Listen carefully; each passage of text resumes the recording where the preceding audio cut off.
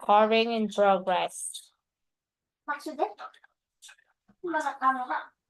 Yes, gak pakai kerudung.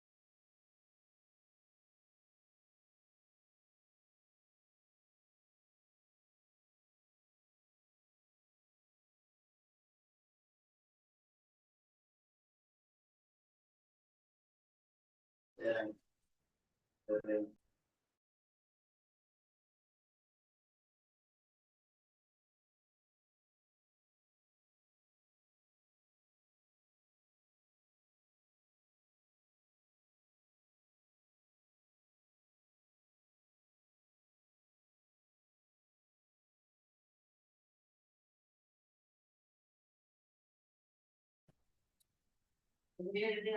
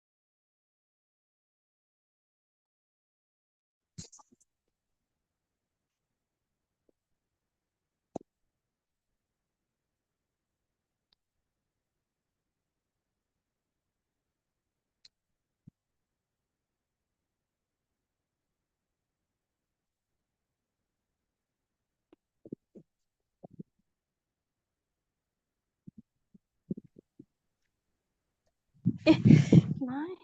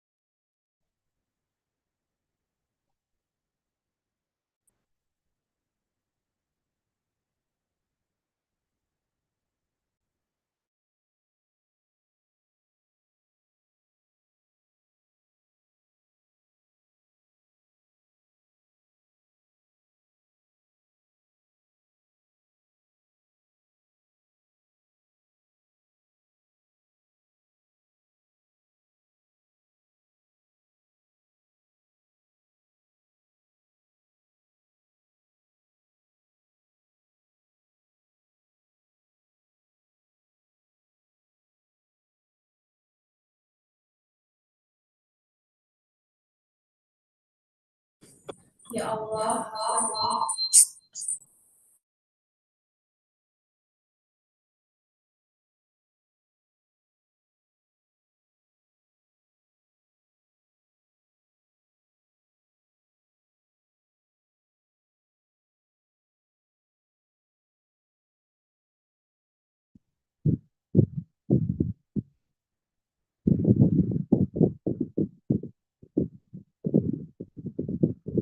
Kita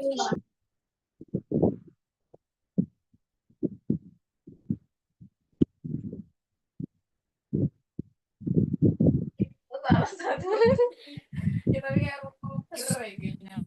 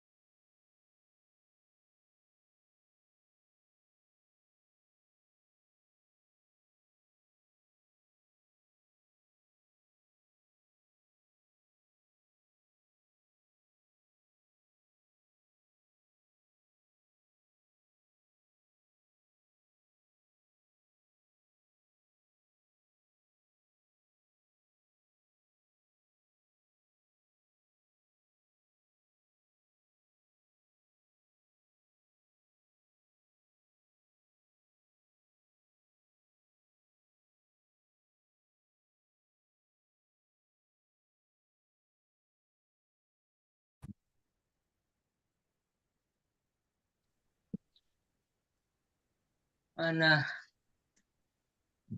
Oh.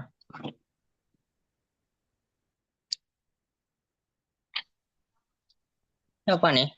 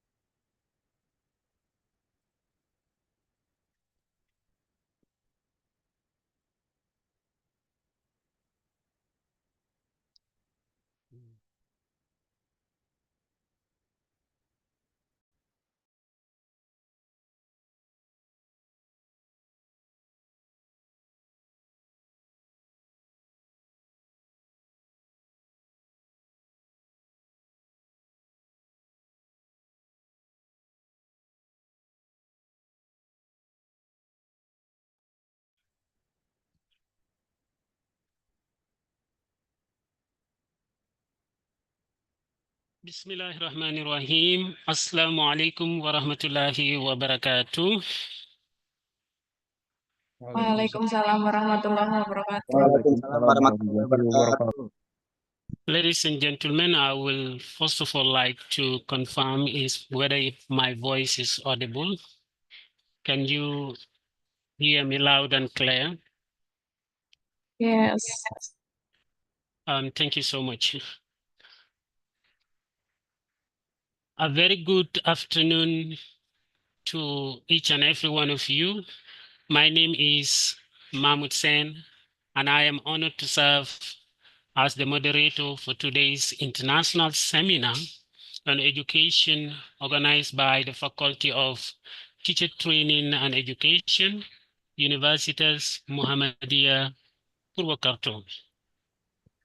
On behalf of the organizers, I warmly welcome our esteemed speakers, participants, and distinguished guests joining us from around the globe. Today's event is a celebration of knowledge, innovation, and collaboration in education. The theme of our seminar aligns with some of the most pressing topics in educational research and practice today. And we look forward to hearing insights that will inspire and empower us all. On that note, ladies and gentlemen, before we begin, I would like to hand over the reins to the Vice Dean to officially open this event. To Park Fei, the time is yours. Okay, thank you very much, Mahmud, for opening this wonderful event. Bismillahirrahmanirrahim. Assalamualaikum warahmatullahi wabarakatuh. Walaikum salam wa rahmatullahi wa barakatuh. Waalaikumsalam. Okay. Good afternoon, everyone, and good morning, Sylvia, because it's quite early there. First of all, I would like to say it's a pleasure to welcome all of you to today's International Seminar on Education. And this event is, as Mahmud has stated, a fantastic opportunity for us to connect, to learn, exchange ideas with educators and experts who are passionate about advancing education. First of all, let me express my sincere gratitude to all of our distinguished speakers. We have Dr. Sylvia Baci from the University of Pannonia, Hungary. She was my professor. I was doing my PhD there, and it's an honor for us to have you here with us to share your presentation. And we have with us also Ms. Winda Trisnawati from Universitas Muhammadiyah Muara Bungo. Welcome, Bu Winda. Thank you for joining us today. And also we have Ms. Dila Karisma from Universitas Muhammadiyah Cirebon. Thank you, Ms. Dila. And it's an honor. And we've been working together for a while.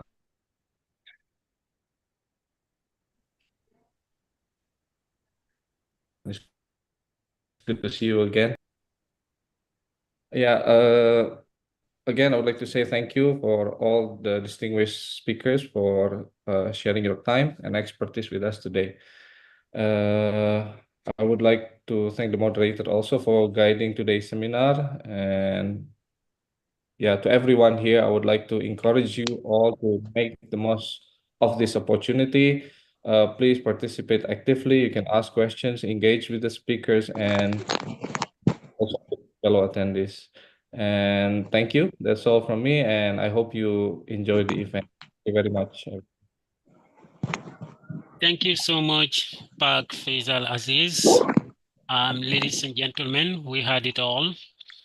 As he rightly said, our seminar today will feature 3 incredible speakers who will share their expertise on the topics ranging from the role of individual differences in learning and innovation in learning media to the perspective of differentiated learning in English teaching.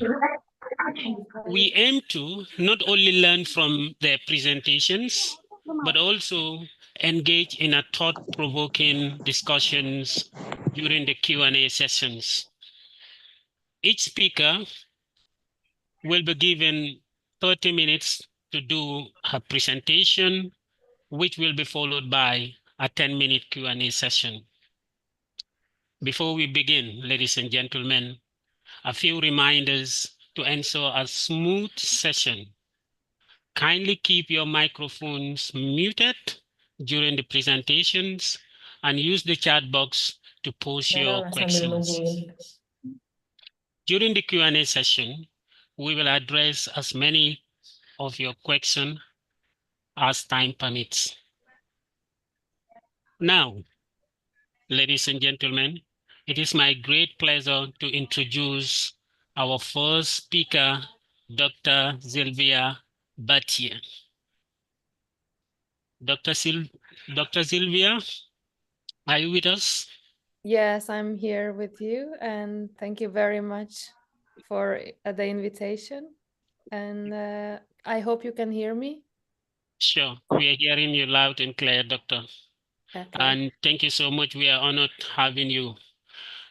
With your permission, Doctor, before we start this session, allow me to read your CV.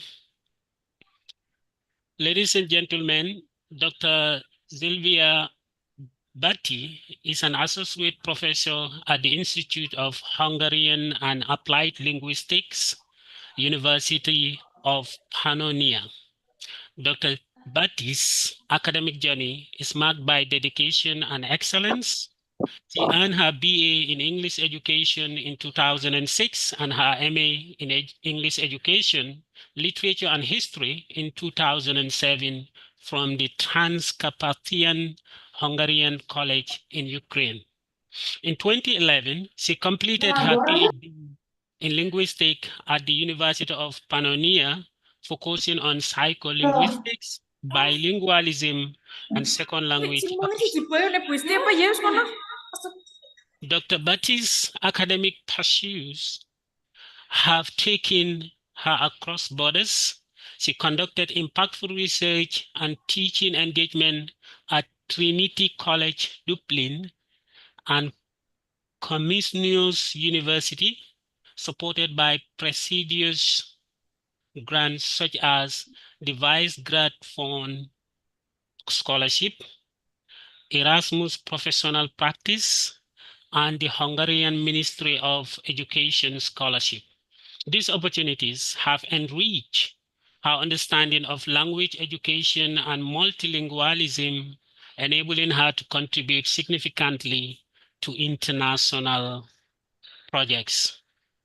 Notably, Dr. Battis had been involved in initiatives such as developing e-learning materials, designing a mobile language teaching center, and promoting innovative IT-based academic teaching methods. Her contributions reflect her commitment to enhancing language education through practical and modern strategies. An accomplished researcher, Dr. Batti has reviewed portfolio of publications. Some of her notable works include Foreign Language Learning and Education in Minority Circumstances, Problems and Possible Solutions, 2011, and The Role of Attitudes in Development of Russian as a Foreign Language, a retrospective study, 2017. Additionally, she co-edited a special issue on individual differences in second language development, published in Studies in Second Language Learning and Teaching, 2017. Dr. Battis also excels as an educator and organizer. She teaches advanced courses in psycholinguistics, bilingual mental lexicon, and research methodology for MA and doctoral students. She has organized numerous national and international conferences, including the Summer School of Psycholinguistics and the Day of Science Conference. Today, she will share her insights on what is your superpower, the role of individual differences in learning. This talk promises to inspire us to reflect on the unique traits that shape our learning experiences and their implications for educators and learners alike. In today's diverse educational landscape, understanding these differences is crucial for creating inclusive and effective learning environments. Dr. Battis will explore strategies and insights to empower educators in leveraging these differences to enhance learning outcomes. Ladies and gentlemen, please join me in warmly welcoming Dr. Sylvia Batis. Bati. I hope I'm pronouncing your name correctly, Doctor. Yeah. Thank you. Doctor, without further ado, the floor is yours. We are excited to learn from your expertise. Thank you. Well, thank you very much. Thank you for this really nice introduction. I hope I'll meet your expectations after all of this. As you could hear, I'm mainly focusing on language, so I'm a linguist, and the second part of my presentation will be about that. But I really hope to give you a lecture or a presentation that can like help you or contribute to all of the fields, as I know that you are coming from different fields, and it's an honor to be invited to this event. I really like working with colleagues in Indonesia, and this is I think this is the second time that I'm coming to your institute, and I hope the series will continue. So thank you, Faisal, for inviting me, and I also would like to give you the greetings from the colleagues from the University of Pannonia. We are all very, very proud of you that you got so high in the positions. Let me share my screen. I hope it's going to work. Can you see my screen? Yeah, sure. Okay. Okay, thank you very much. And with this, I'll start my presentation. So I'm going to talk about individual differences, and I consider them as superpowers because we are all different, and we have distinct and unique superpowers to learning in general. So I guess some of you are familiar with superheroes, and I hope you are watching some of those movies.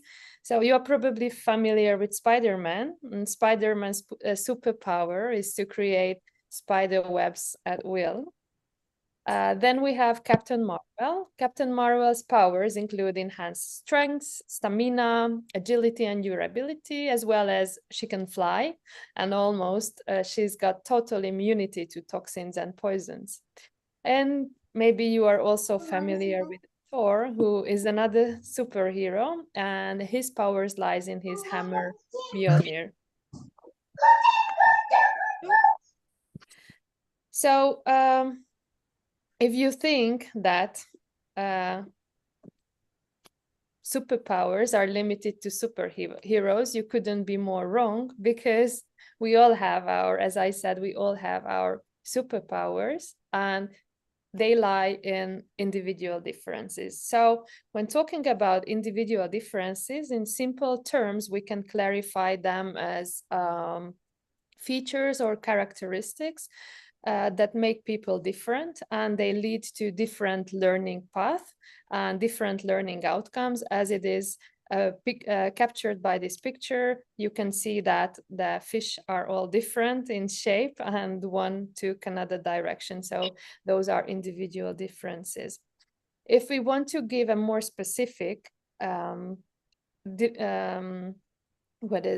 definition of the term, then we can say the following: individual differences, factors or variables refer to traits, dispositions, and characteristics, and they can be biological, we are born with them, they can be social or psychological, or a combination of these. And why are they interesting? They are interesting because they make learners unique individuals, they cause variation among learners, and they are also assumed to have a direct or indirect impact on learning outcomes. So as educators, we have to be aware of these individual differences in order to contribute to the development of our students. And that is not easy because that's individual for everyone. So if you are faced with a very diverse group in the classroom, it's not that easy. So when talking about individual differences or IDs such as intelligence or age or learning styles or personality or motivation, they all impact learning in different fields. So if you think about mathematics, history, or language, if a student has a high intelligence, of course, that puts him or her to a different starting point. So individual differences lead to a distinct starting points. They influence the learning path or the learning ways in different ways. And of course, there will be different learning outcomes as well. When talking about IDs, they can be categorized into two main types. Some of them are domain general and some of them are domain specific. So domain general individual differences are the ones that affect all kinds of learnings. So if you think about age, then it plays a role in mathematics, in language, in physics, in history, because if you are teaching a young child, then it would be difficult to make him understand how the rules of the language work or how higher mathematics work. So age is crucial. Or if you think about working memory, or if you think about intelligence, these are factors that affect all kinds of learning. But some of them are domain specific, means that they are only relevant in a specific field, such as language learning. To give you an example, students often face the dilemma of choosing between two things.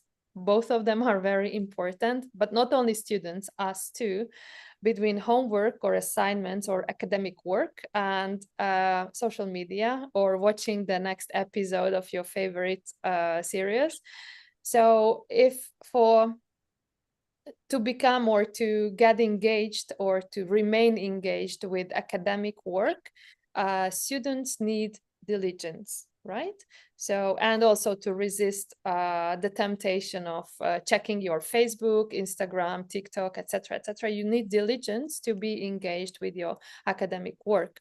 There was a study not too long ago that looked at diligence, whether it is domain general, so it is needed for all kinds of learning, or is it domain specific? And I guess the audience is not surprised that the results show that diligence is domain general. So I have bad news. You need diligence for all kinds of learning. Okay. Since my field is language learning, I can more relate to that. So in the next part of my presentation, I will concentrate on that. But in the discussion session, we can talk about all kinds of fields, and I hope I can answer your questions. So what are the individual differences in second language acquisition or second language learning? I think we all have experience of learning languages. And we all had some classmates or colleagues who had no difficulties, seemingly, to acquire languages or to learn languages. And some of us were really struggling with learning a foreign language. So why is that? Why are we different? Because we are individuals and we have different characteristics. And these characteristics can be categorized into 4 types. There are affective individual differences. These relate to feelings and emotions. Socio-demographic, there are conative and cognitive. And to give you a few examples in each category, you can see the following slide. So affective individual differences are the following. For example, anxiety. This is domain general, so it also plays a role in learning other subjects, not only language. But when talking about language, you can be anxious, or the student can be anxious. Oops, sorry. A student can be anxious when she or he has to communicate inside and outside the classroom. We have socio-demographic, such as age and identity, conative, such as motivation to learn the language. There are 2 types. A motivation that is coming from inside, that you want to speak English because you want to sound fluent and you would like to communicate with people. And there is a motivation from outside that is coming from the teacher, that is coming from the parents or from the peers. There are cognitive factors such as language aptitude. For some people, it is easier to remember words. For others, it is easier to learn or understand the differences between the pronunciation of different sounds. So some of us develop an accent in our second language, but for some people, pronunciation is native-like. It's easier for them because they have that phonological language aptitude. And there is also working memory, but I'm going to talk about that a bit later. So why studying individual differences are interesting for us in general? They are interesting because they can predict second language learning outcomes. So if we can explore what individual differences are responsible for success in second language or foreign language learning, then we can implement them in our teaching, and we will have more successful language learners. So what are these individual differences factors? Thanks to the hundreds of studies that have been conducted earlier, now we have some meta-analyses that summarize the findings of these studies, and they have identified the individual differences that are the strongest predictors of success in second language in general. And these are language aptitude, so your ability to learn language. Motivation, it's also very important. Anxiety, because more anxiety leads to worse performance. And working memory. So these are the four predictors that predict language learning success the most. We know, and the research is more scarce in this area. The different ideas are related to different language skills. And in our research, I'm conducting a study with my PhD student. We concentrate on speaking, because when talking about second language learning, most learners want to speak fluently. So we singled that out as the most important one. So when talking about speaking, then we have individual differences in our first language. So if you think about your first language, mine is Hungarian, but yours is Javanese, Achinese, Bahasa Indonesian, etc., etc. We also differ with regard in our ability to speak at length and with ease in our first languages. So some of us produce more disfluencies. Some people often hesitate, say,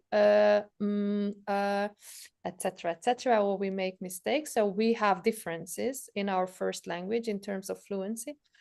And in second language or foreign language studies, we also ask why students show such a great variation in the attainment of speaking skills in another language. So why are they different? Why do they not reach the same level of, let's say, fluency or vocabulary? Studies in this area are limited, but three main individual differences were identified to play a role in success in speaking performance. Working memory and willingness to communicate are positively related to speaking performance. And this means that if you have a higher working memory capacity, and that means that if you can remember, if you can remember more information, then your speaking performance is better. Then we have willingness to communicate. This means the willingness of the individual to communicate in different contexts when you meet new people like me, whether you are going to ask questions or not. And this is willingness to communicate. And anxiety is negatively related to speaking performance, meaning that if a student or an individual is more anxious, then he will perform worse in speaking, of course.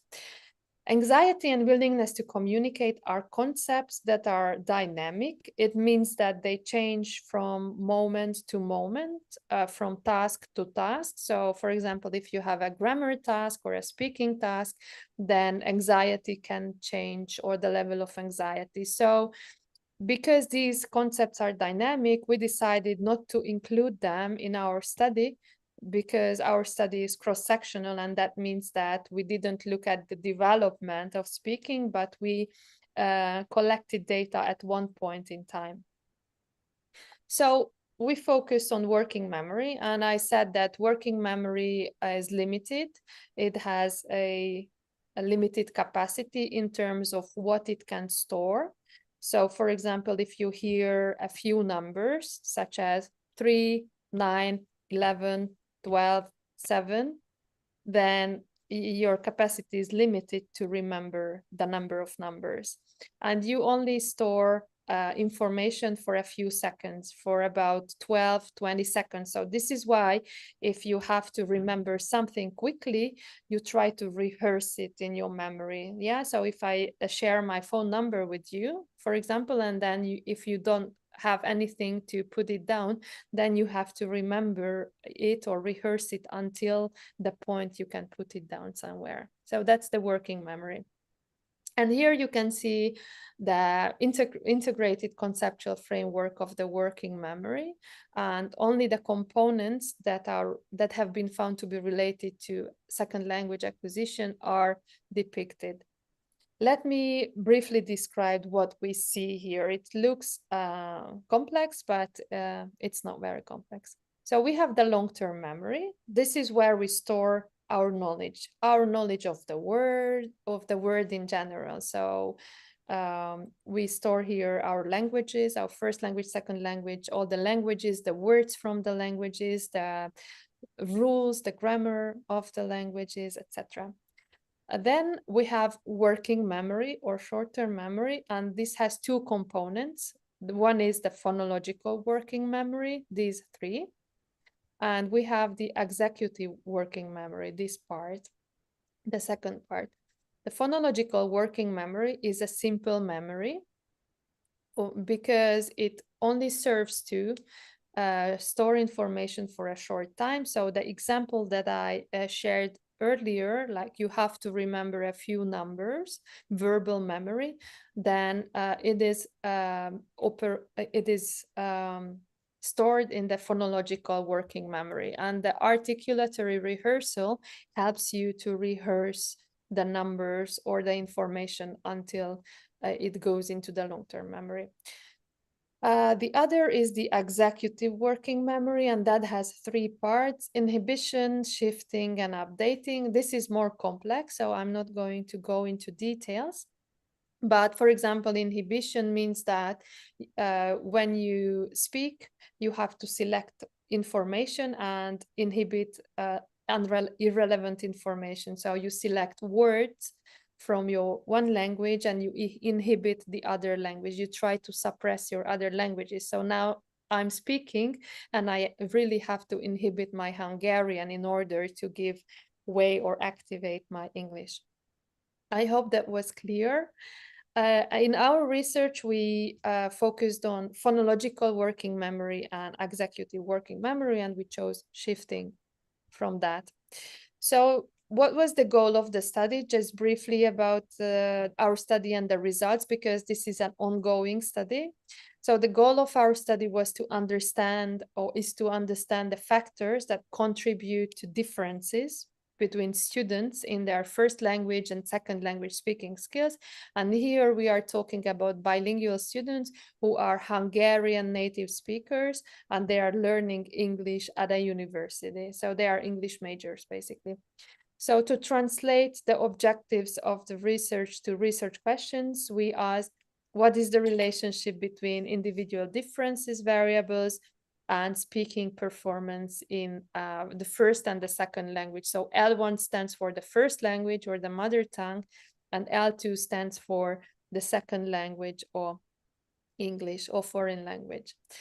And we are also interested in what is the relationship between first and second language speaking performance. So do you need to have a good speaking performance in your mother tongue in order to have a good speaking proficiency in your second language? That is, I was very curious to find out what would be that relationship.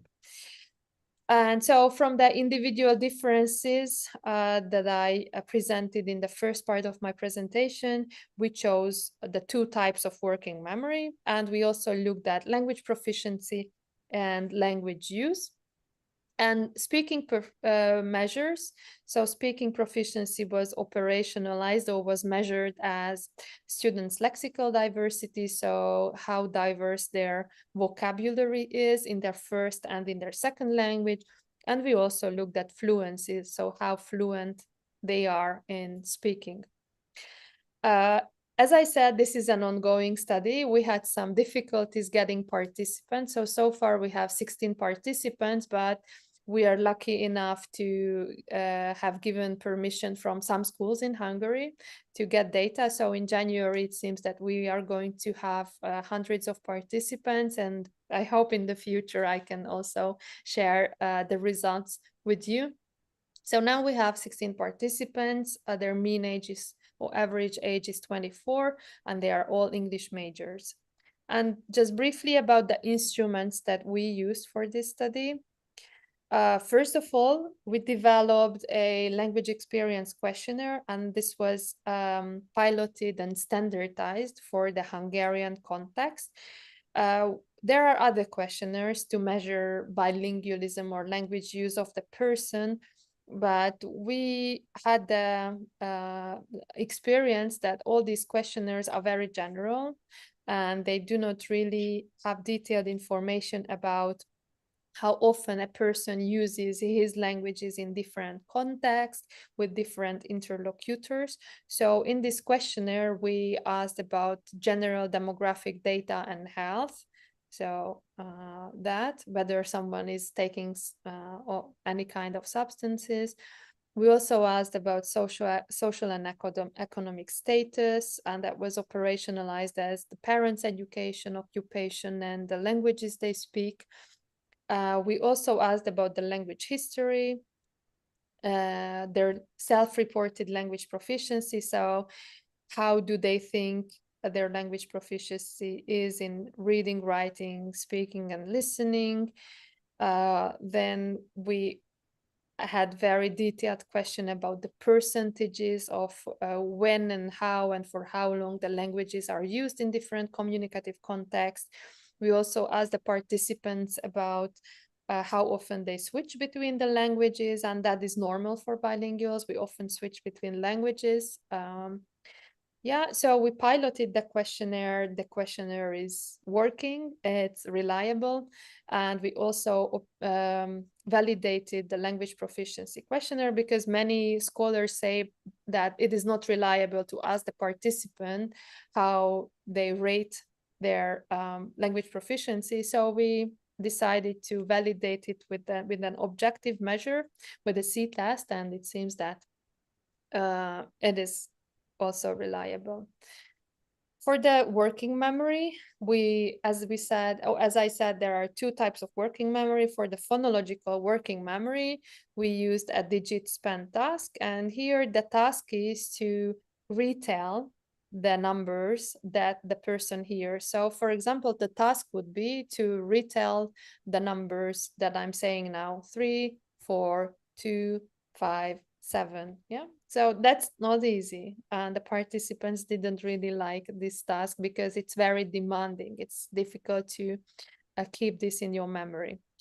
The other task was even more difficult because here the participant was asked to react to the number and letter combination. So he had to react, or he or she had to react differently when the letter number or the number letter appeared on the upper part of the box, and differently if it appeared in the down box. And they also had to keep in memory whether it was a vowel or a consonant, an odd number or an even number. So it is a very complex task. I was not very successful when I tried it, but yeah, it concentrates on the complex working memory, the executive working memory.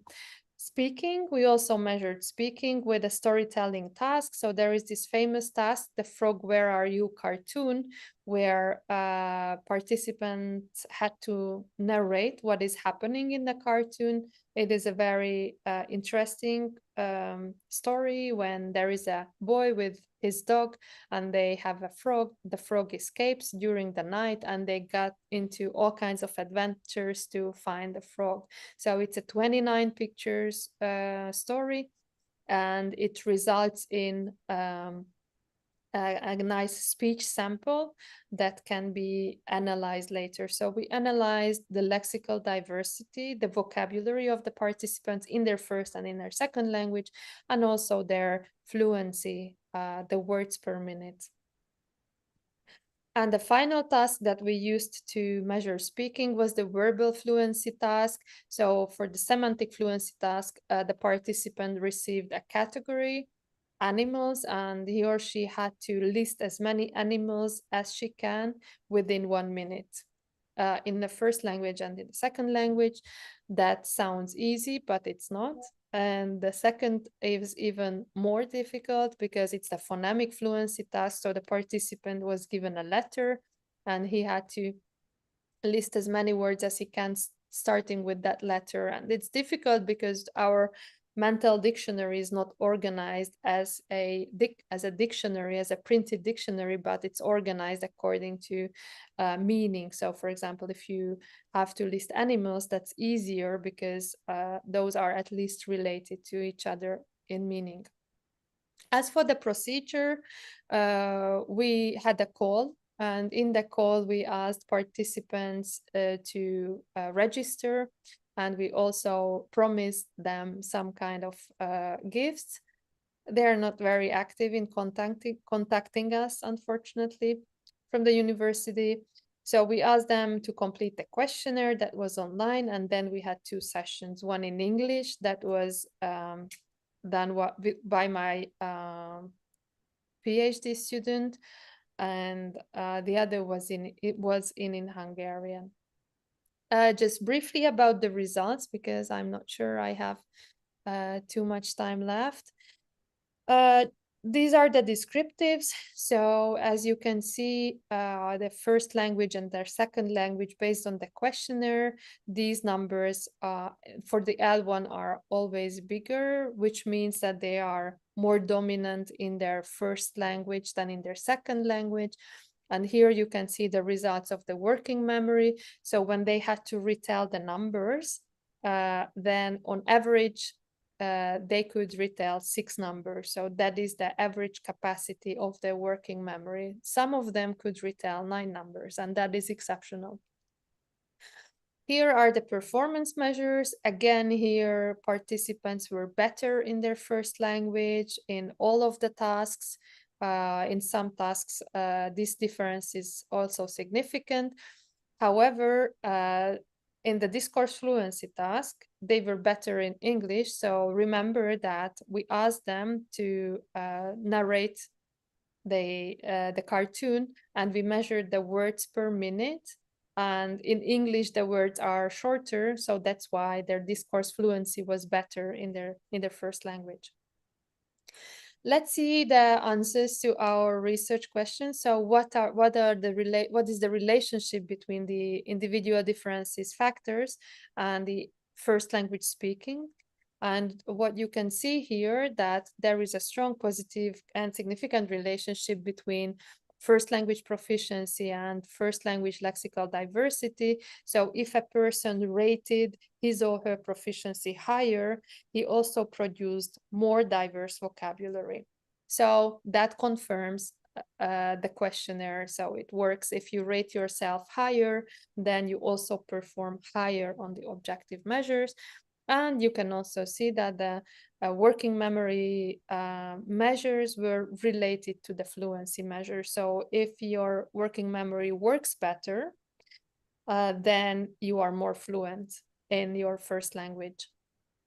And that also that is also true for the second language. If your complex working memory is better, then you are better in your second language. So this is why it is very important for the students to train their working memory with all kinds of tasks. Another thing that we can see here, that there are negative relationships between L1 proficiency and L2 lexical diversity. So if a person rates his or her proficiency in the mother tongue higher, then performs worse in the second language. And if the person uses his or her first language more, then performs worse in the second language. So that is also, and I was really curious about the relationship between the first and the second language, and it seems that you really need a good knowledge of your first language in order to perform well in your second language. As you can see, all first language measures are very positively and strongly and significantly related to the second language measures. So that is important. As for the conclusions, so based on the descriptives, we could see that our participants are first language dominant bilinguals. That was no surprise. And they all did better in their first language. That was expected. As for the relationships, we had some negative relationships. So it shows that if a participant is more dominant in his or her L1, that leads to a worse performance in the second language, meaning that you really need to find opportunities in your everyday life to use the second language more, because the frequent use of the first language does not really contribute to good performance in your second language. We also had some positive relationships. So this first of all, this confirmed that the questionnaire works. So the questionnaire results and also the outcomes confirm first language dominance. And we also saw that the working memory has a very defining role in the speaking performance, and that should, I think, be highlighted, because speaking is a very complex task and it requires to hold the material in your working memory while you are carrying out cognitive processes. So you are doing different tasks at the same time, which is demanding in the first language, but even more demanding in the second language. So training this kind of working memory is essential in language learning. And finally, the relationship between the L1 and L2 speaking proficiency confirms that high first language maintenance is related to high attainment in L2 speaking proficiency. So that's a positive relationship. And the final sentence of the presentation. So of course, there are limitations of this study. Now we only have 16 participants, but we'll extend the study very soon. And the next step is to include a diverse population with different language proficiency.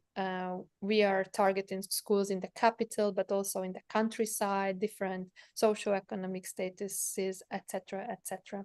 And I hope I fit into the 30 minutes. And thank you for your attention. And I'm very happy to answer any questions.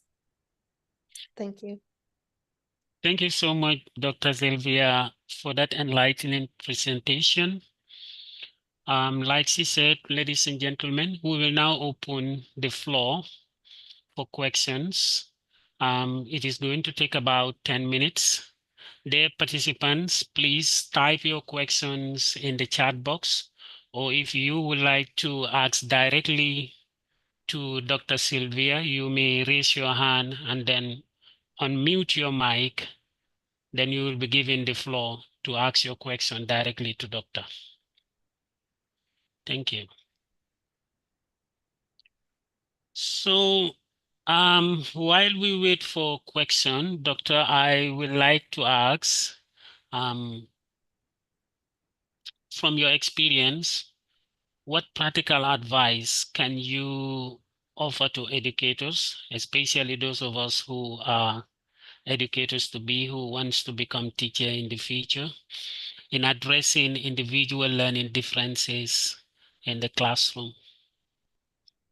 Thank you very much. This is a very good question because very often we are conducting research and we are presenting research, but it is not applied in education. And I think that is a huge gap in our world and that should be addressed.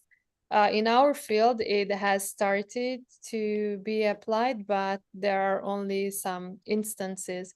So when especially for young educators and beginner teachers, but also I think for more experienced teachers, I'm also facing individual differences in my classes at the university. And the best way to address this is to be aware, first of all, of the individual differences that you have in the classroom.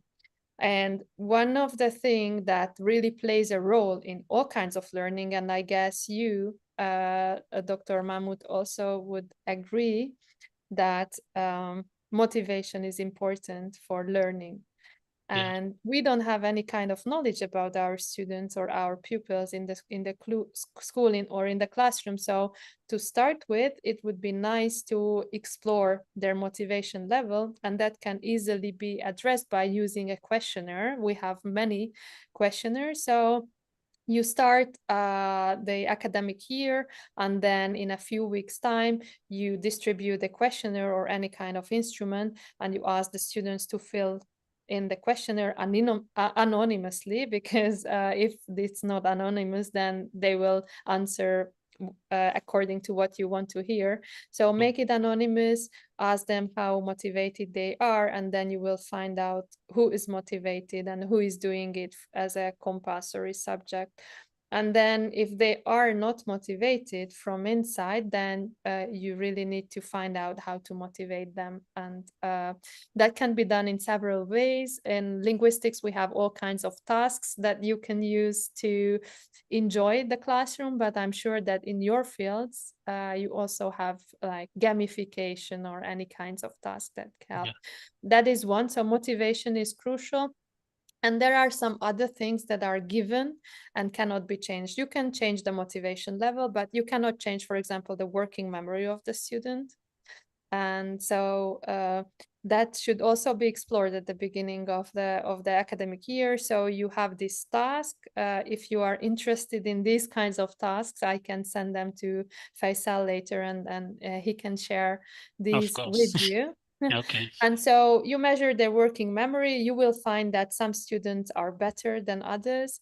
So you have to create different tasks for the different students because for some of them, complex tasks are very challenging.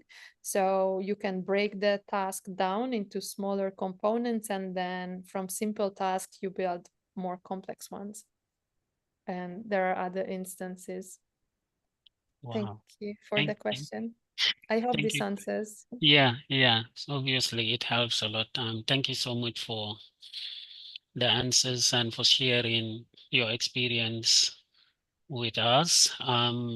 Now, let me check in the chat box. Participants, please, if you would like to ask question to Dr. Sylvia, this is the time for you to, ask your questions. We still have about 5 to 7 minutes. So please come up with your questions. Okay. We have someone who is raising her hand. His or her hand, maybe his hand. So yeah, please unmute your mic, Giska, and then you can ask your question directly to Doctor. Giska, the floor is yours.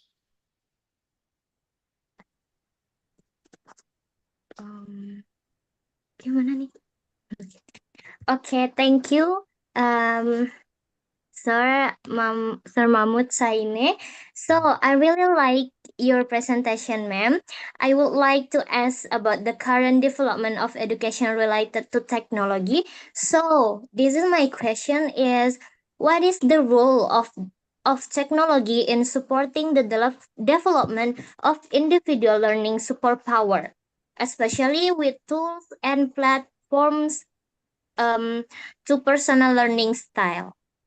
Mhm. Thank you very much. This is a challenging question, and I'm sure I cannot really give an exhaustive answer because technology is really not my field. But what I have read so far is that so our students, even in the applied linguistics program, they are coming from Indonesia. They speak like we have now a student speaking Achenese. You are familiar with that, I guess.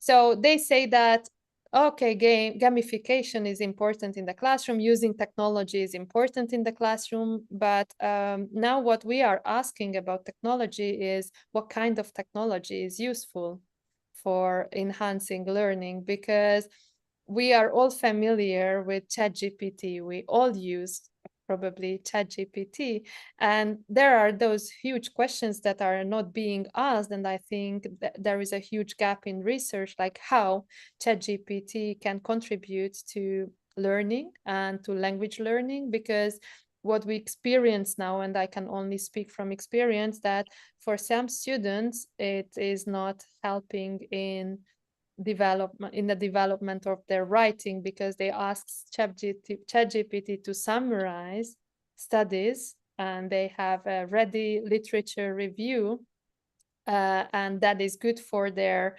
diploma because they complete assignments, but at the same time they do not really take the responsibility for their own development. So there is no language development, but on the contrary, some students already at the first year reported that they feel that their language skills are getting worse because of ChatGPT. So we have huge questions about the contribution of that kind of technology. However, we also have studies that show that, for example, if you like play games, for some students it's useful. We have like World of Warcraft and other kinds of games, and this is where you have the kind of flow feeling, the kind of enjoyment that you probably do not have in the classroom.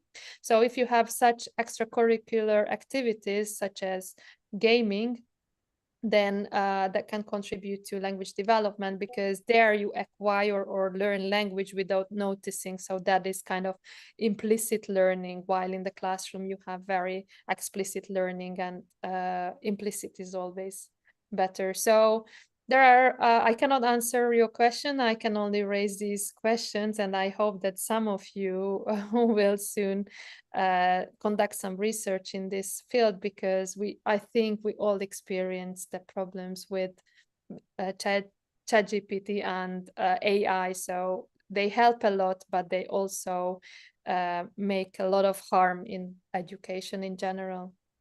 So thank you, Giska. Yeah, thank you so much, Doctor, for those answers. We have a question in the chat box from Gita, and the question reads, what is the most difficult and challenging thing about studying individual differences? Oh, that's a very good question again. I really like this audience.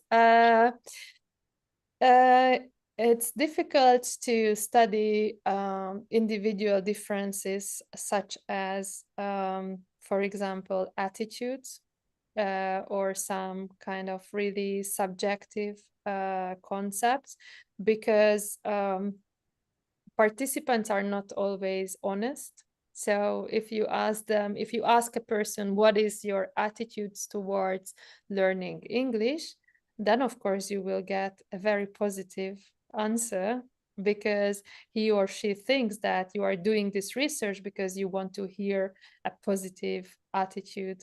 And it's difficult to really tap into the real opinion or the real attitude of the person. So studying such concepts like attitude and sometimes motivation is difficult, because you always wonder, am I getting the real picture here? So studying working memory and cognitive skills, where we develop all kinds of computer programs, are always more objective and more reliable than using questionnaires. So there is always this limitation to questionnaires. Thank you for the question. Thank you so much, Doctor, for those answers. Gita, I hope your question has been answered. Gita, are you there? Thank you, Miss. Yeah, I'm Okay. here. I hope your question has been answered, right? Right. I can know how difficult to know about the differences about the people, and the research can make me learn about new things. Thank you, Miss Sylvia, about the answer. Thank you for asking. Okay, thank you. I think this is the last question we are going to take. We have, and Doctor, you have to do it in 2 minutes. Okay. There is someone who is raising his or her hand, so I would like to give the floor to him or her to ask directly to you. It's like the person has lowered his or her hand down. Oh, okay. It's up again. Intern, the floor is yours. You can ask directly to Doctor. Okay, I'm sorry for not on cam because I'm on library right now. So my question is, how can educator effectively identify and leverage individual learning differences to unlock each student unique superpower and help them to achieve their full potential? Yeah, that is a very complex question for the remaining 2 minutes. I think we've discussed one part of it, but to give a short answer, you really need to, as I said, explore the individual differences that are present in your classroom. And then you need a lot of motivation as a teacher to address the differences. You might also find that they are very similar in some individual differences, but then you will have different factors that make students very different. So you have to actually put a lot of time and effort in developing tasks that can address these individual differences. And I don't know your background or your field or what are you teaching or going to teach, but I'm sure that and I think ChatGPT is really useful in here, because if you say that I have a heterogeneous group with students who differ in their working memory capacity, let's say, can you create tasks for this kind of classroom? And ChatGPT is sometimes useful in this regard. So I think it can take a lot of work off from our shoulders. And I hope that answers your question. That was very general, but I hope that one day we will meet in person and we can discuss the details. Thank you for the answer. So I am an English education major. So you can then send me an email and I can send you tasks, because there is a good resource for teaching English for students with individual differences. So I can also encourage all of you, if you have further questions or any kind of inquiry, then you can contact me via email, and I'm happy to answer. Thank you. Thank you so much, Doctor, for sharing your valuable insights on the role of individual differences in learning. It was truly thought-provoking, and I believe that it will undoubtedly help us reflect on our teaching and learning practices as educators. Once again, thank you for sharing, such an interesting topic. I am also interested in knowing the results of your ongoing research. I mean, I believe it's going to be something that is going to help us to learn something new. So, like you said, I think we will be in touch with Park Faisal so that at the end of the day, we will know the results of that research. Once again, thank you so much for the time. We are really honored having you here. So on that note, maybe you would like to say your last words. Yes, thank you very much. This is a very inspiring audience, and this is very early morning, but you really woke me up with these questions. And usually, when I present in like Europe or in Hungary, I don't get this kind of really inspiring questions. So I'm really grateful for the invitation and for your engagement in the discussion session. It was not awkward, it was on the contrary, very exciting. So thank you very much for moderating me and also for this nice session. And with this, I'm sorry, but I have to say goodbye. I have to be at another meeting soon. So thank you again, and I'll put my email in the chat. So if you have any questions, then you can contact me. Sure. Thank you so much for that. Thank you so much. Yeah. That's right. Bye-bye. Thank you once again. Bye. Ladies and gentlemen, now we move on to our next session. I am pleased to introduce our next speaker, Miss Winda Triswanati, SPD MHUM. Our second speaker, Miss Winda Trisnawati, is a passionate educator and researcher with an impressive career in English education. Miss Winda, are you with us? Yes, I'm here, Mr. Mahmoud. Oh, thank you so much. Yeah. Welcome. We are honored to have you. Thank you once again. Before we start this session, Miss Winda, I would like to read your CV. Yeah, please, Mr. Mahmoud. Yeah, thank you.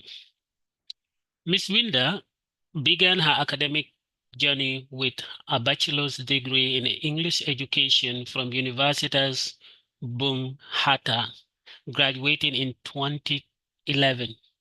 She went on to earn her master's degree in linguistics from Universitas Andalas in 2015 and is currently pursuing her PhD in education at Universitas Jambi.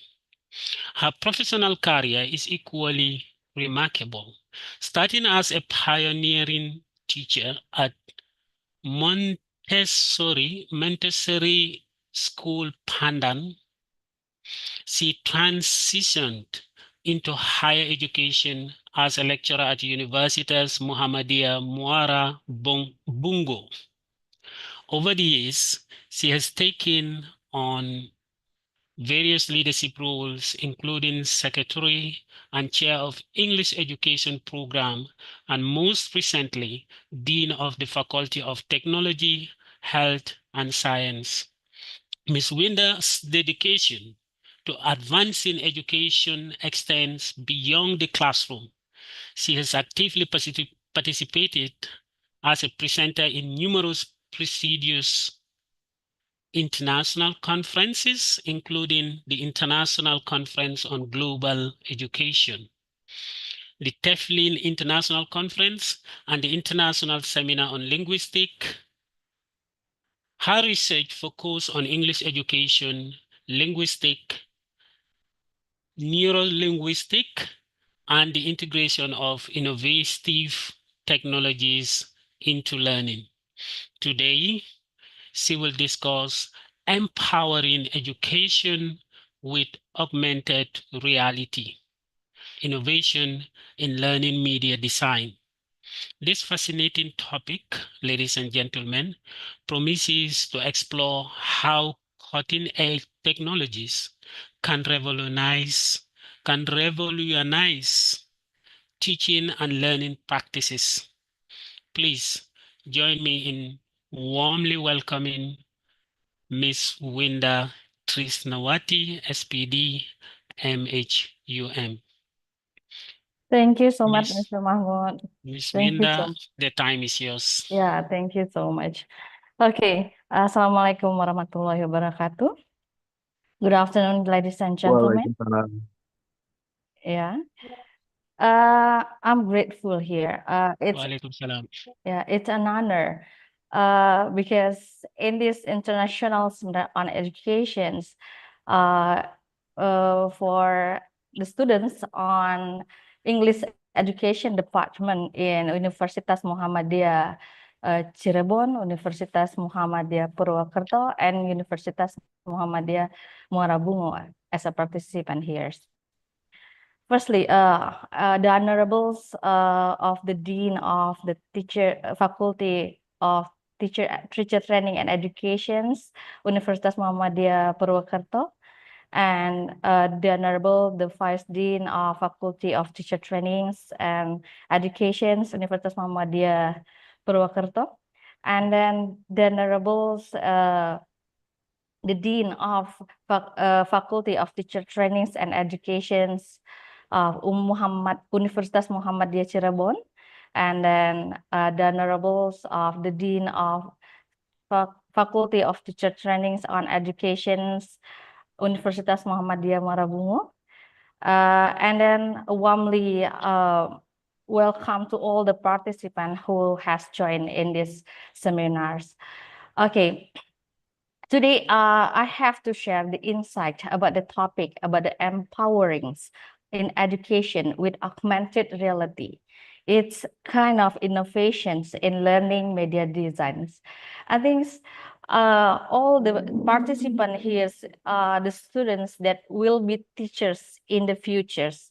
So it's kind of innovations learning media that the participant can adopt in the futures. Okay, before we okay, I forget to share the slide.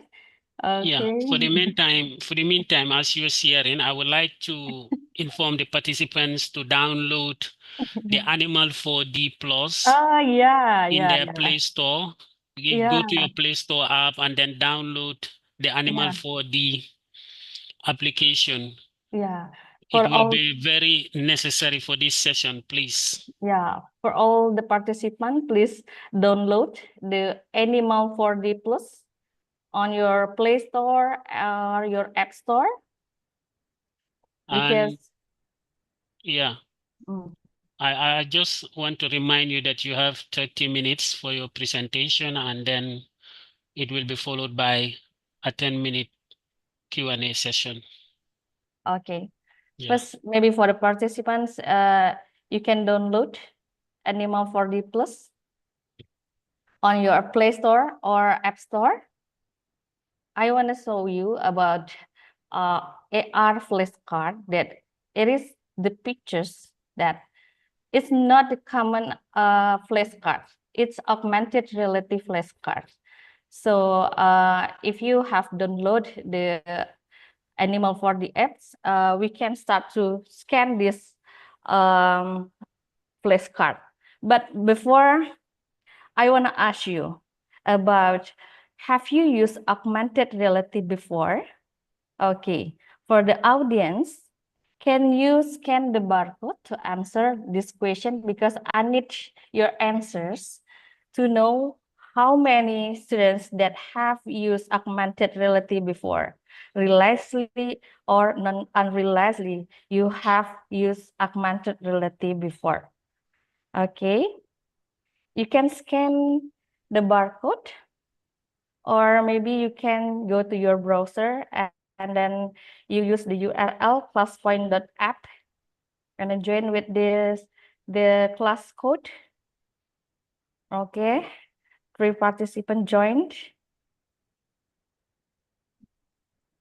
Okay. Okay. There are 3 participants, 4 participants joined. 5, okay. Okay, 5 participants joined.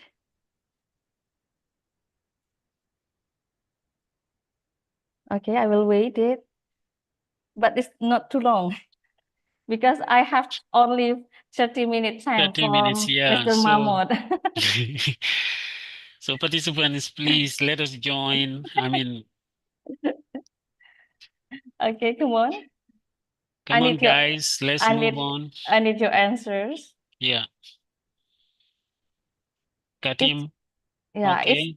it's kind like I want to know about the augmented reality is kind of a technology that unrealizedly maybe you have used before.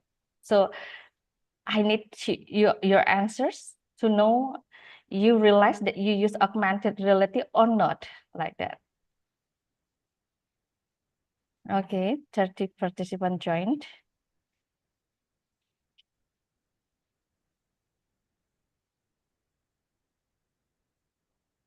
Come on, Working. guys, let's go on. 15 participants joined. 16 is moving. Let us get it done. Okay. Okay. Only 17 participants joined. Okay. 18 participants joined.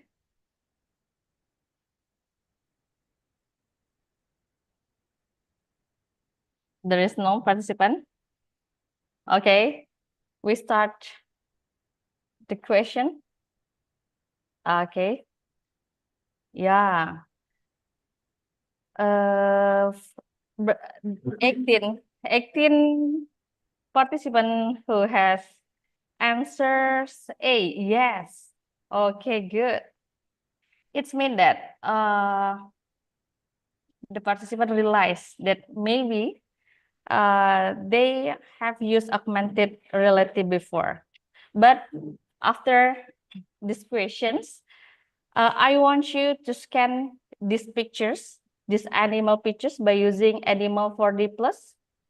Animal 4D Plus from your Play Store.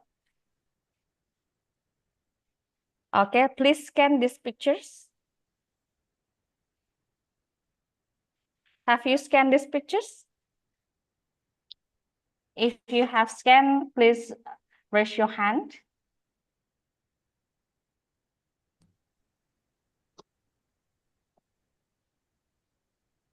Do you have scanned?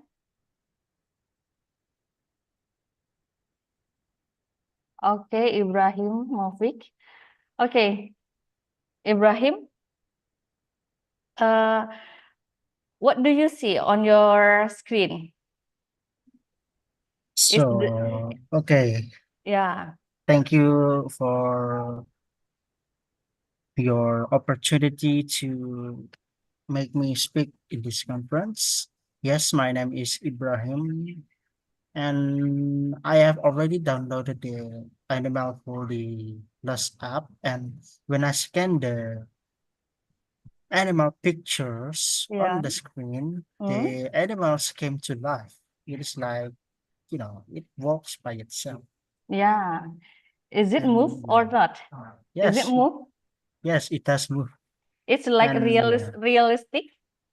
Of course, it's realistic. It has sounds. The walking animations are nice. Yeah. Okay. Okay, I want to know, Ibrahim Movik is a teacher or a student? I Ibrahim. am still a student, but Still. I have done my teaching practice in the Campus Mengajar program a while back. Oh, yeah. Yeah. Okay. Thank you, Ibrahim. Okay. Next, I want to give next explanation. So after you scan the pictures, so the question is, what is augmented reality? Yeah, augmented reality is a technology that combines the virtual digital content into the real world environment. Yeah, by presenting graphic, 3D, animation, video via mobile devices. Okay, you can see the pictures. There is Snapchat here, and then Pokemon Go. Are you familiar with the Snapchat? I think almost the participant here is familiar with the Snapchat, Instagram, Pokemon Go. Yeah. So Snapchat, Instagram filters, Pokemon Go, it's kind of augmented reality. So that's why I ask you unrealizedly that almost of us use augmented reality in everyday life, in daily life. Yeah, okay. In simple way, we use face filter in Instagram. It's kind of augmented reality. Yes. Right now, we are going to augmented reality in educations. Augmented reality has increased over the past 2 decades because the portable electronic devices like tablets, smartphone, and then the availability of free or low cost of augmented reality tools. And then augmented reality integrations is becoming increasingly relevant in the use of innovative learning media that augmented reality has the potential to create more dynamic and engaging learning experience in the class. And the class will have interactive each other with friends, and then the class will be dynamic.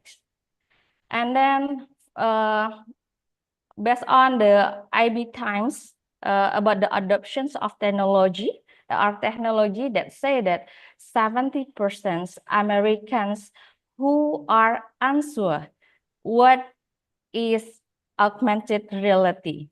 It means that 70% in America have they are not unfamiliar with the terminology of augmented reality. However, maybe they have used the augmented reality in daily life. And 60% of Americans who have access to augmented reality via Facebook and Snapchat. It means that 60% of America have access and use augmented reality by using Facebook, Snapchat in media social. And then 46% of Americans who have used augmented reality apps without being aware of it. It means that the 46% of Americans did not realize that is augmented reality. Yeah, and then in 37% of world populations with access to augmented reality via Facebook and Snapchat. 37% of world population that use Facebook and Snapchat that has access to augmented reality. And then 30% of Americans who do not know what augmented reality is. It means that they never used augmented reality before, and they are not unfamiliar with the terminology of augmented reality before. And then which industry is best for extended reality? Yeah, and for gaming, augmented reality in gaming, there are 61%. And then for healthcare, it's about 41%. And for education is 41%. And then for manufacturing is about 23%. And for movie or TV, it's about 21%. It's the industry or sectors that use augmented reality. The first, the biggest percentage is in the gaming.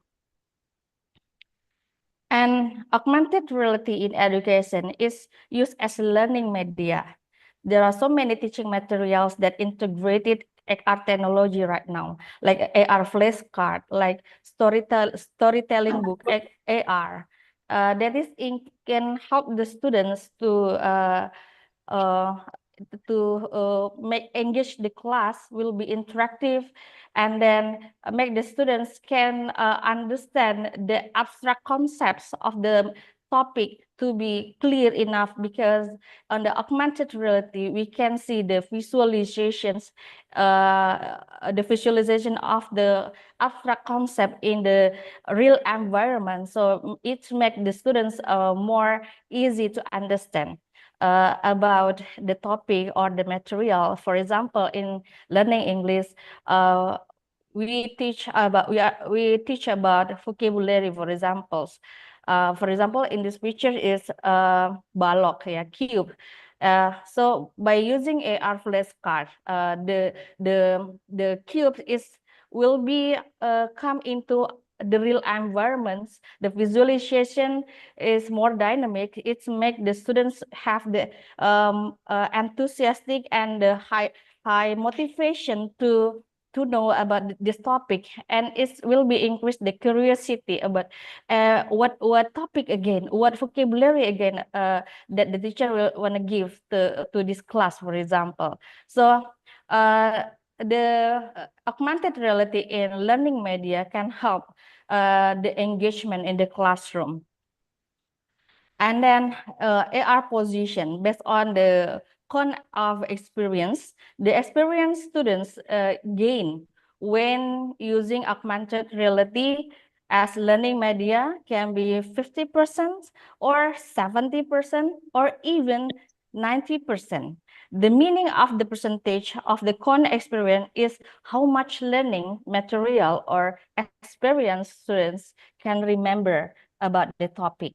So AR positions is depend how the learning media that you develop and then you can execute it on the classroom. It can gain the students experience to understand, remember the materials. It's come from 80%, 70%, even until 90%. Okay, research trends of foreign language learning using augmented reality environments. Based on Isabel's source, English is the language most taught using augmented reality. It's about 60% studies that say that English is the language that most taught using augmented reality. And then the main content taught using augmented reality is vocabulary.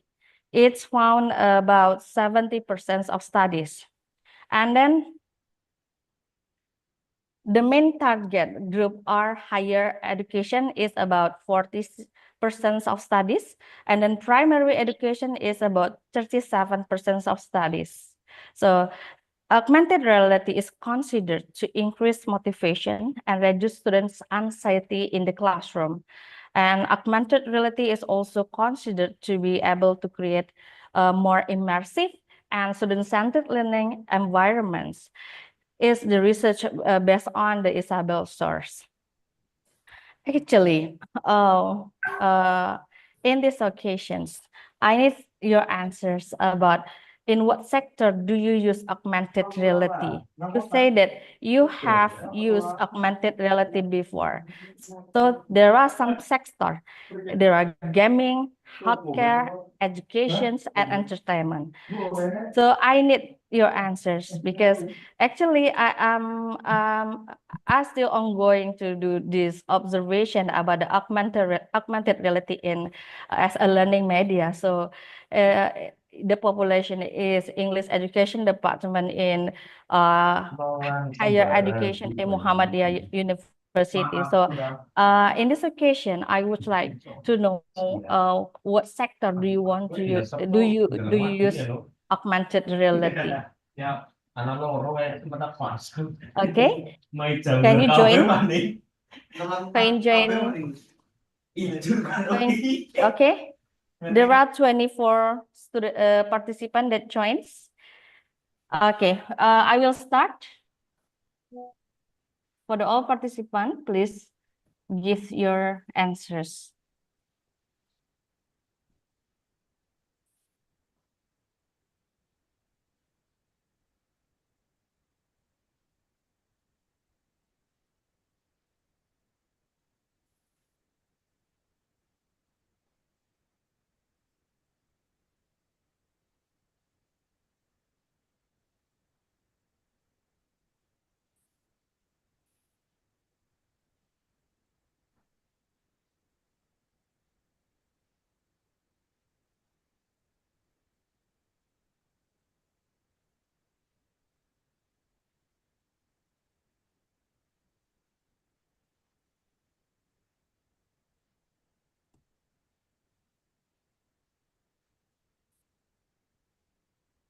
Okay. Finish.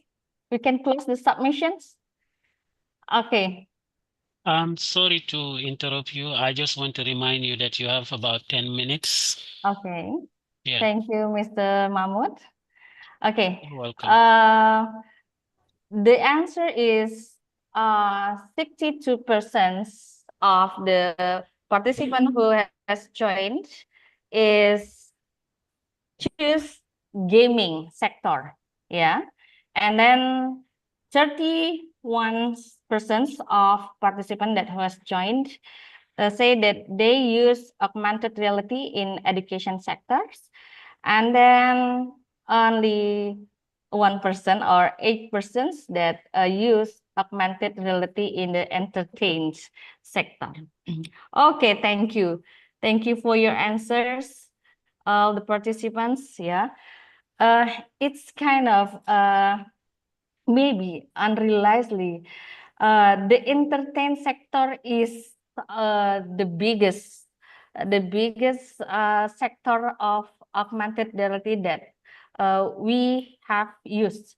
For example, if you use face filter on Instagrams, like adding something effect on your face and changing the backgrounds and some things like your nose like cat and your ear like dog, it's kind of augmented reality that you use in daily life, but you maybe you unrealized about that.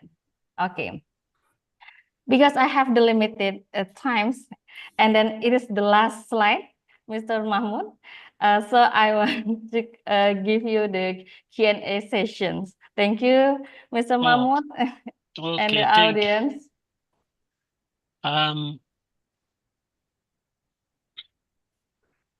Thank you so much, for that insightful presentation, Ms. Winda. It was really insightful, and I hope that we, the participants, have grabbed a lot from that presentation.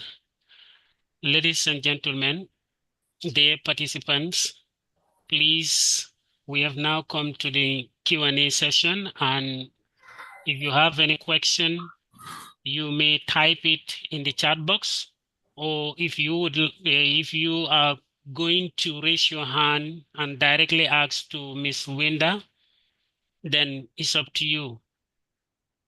So please, you may come up with your questions to clear your doubts or to share your contributions in relation to the presentation that Ms. Winda have just done.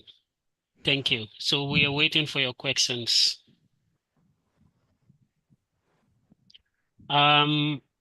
Yeah, we have Gita raising her hand. So Gita, you may unmute your mic and then you can ask your question directly to Ms. Winda.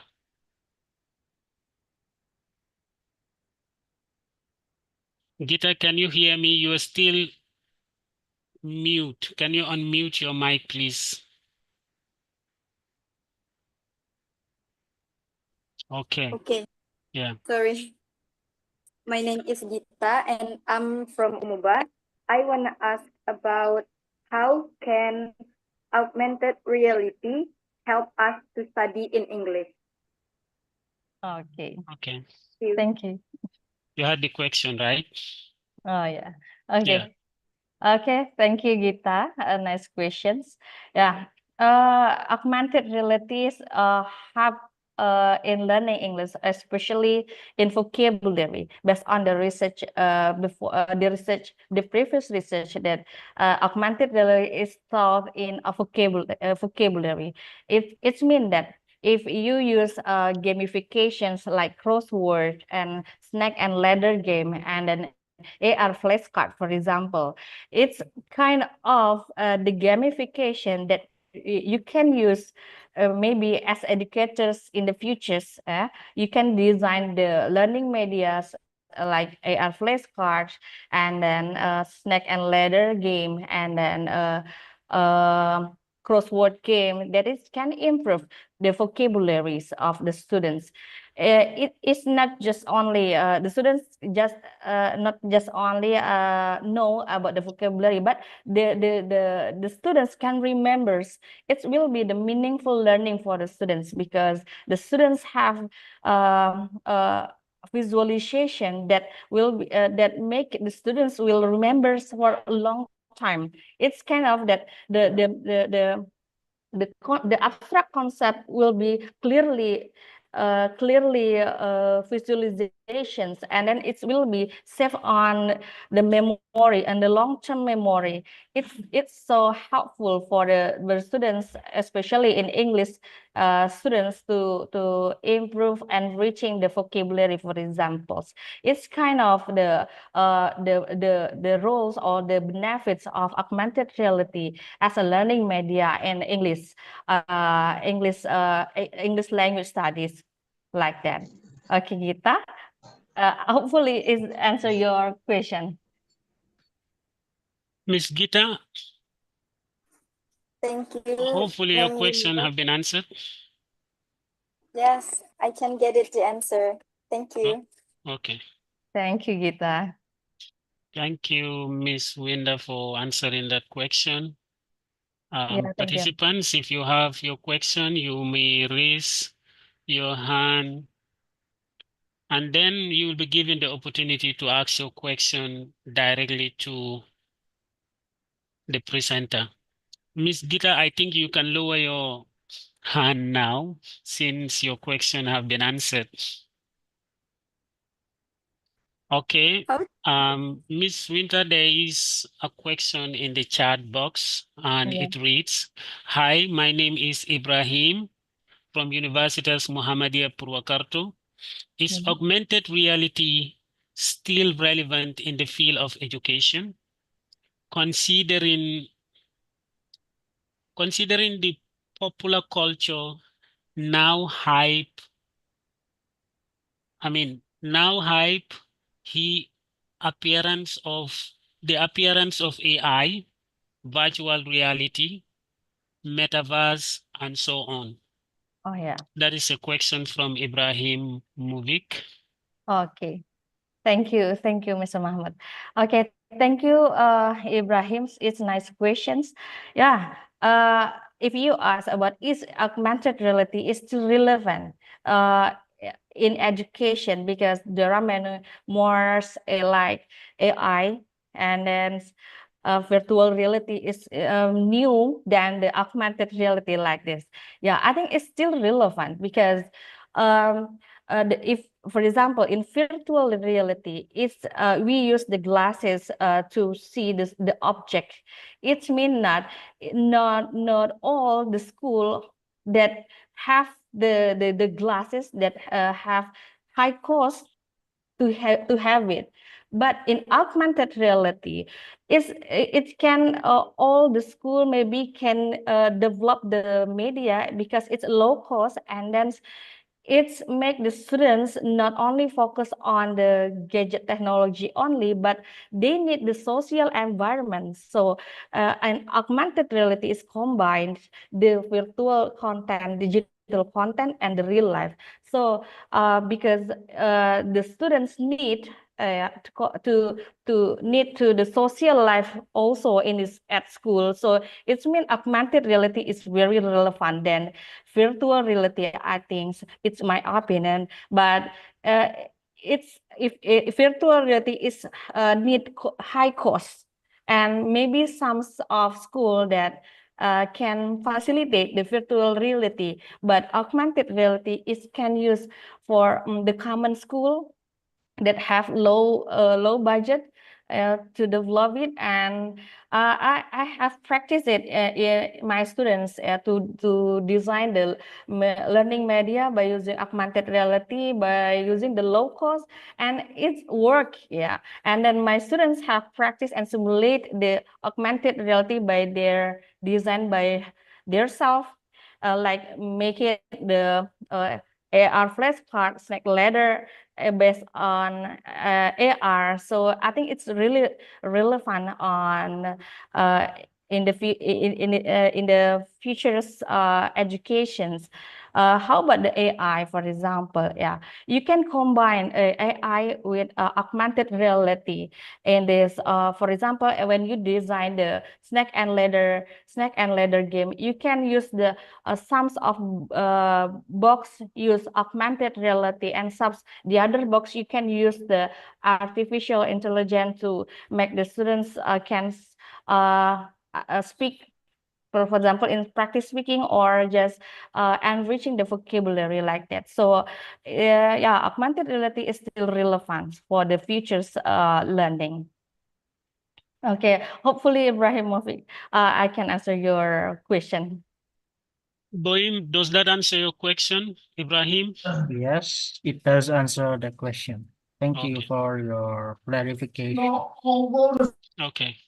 We have another question. I mean, Nanda Bulan, do you want to ask question to Miss Winda directly? Nanda, are you with us? Okay, thank you for the time. And ma'am, I want to ask you about the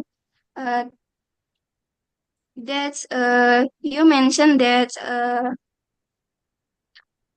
the extended reality is gaming is 51%, and could you explain to me about the positive and negative impact for that?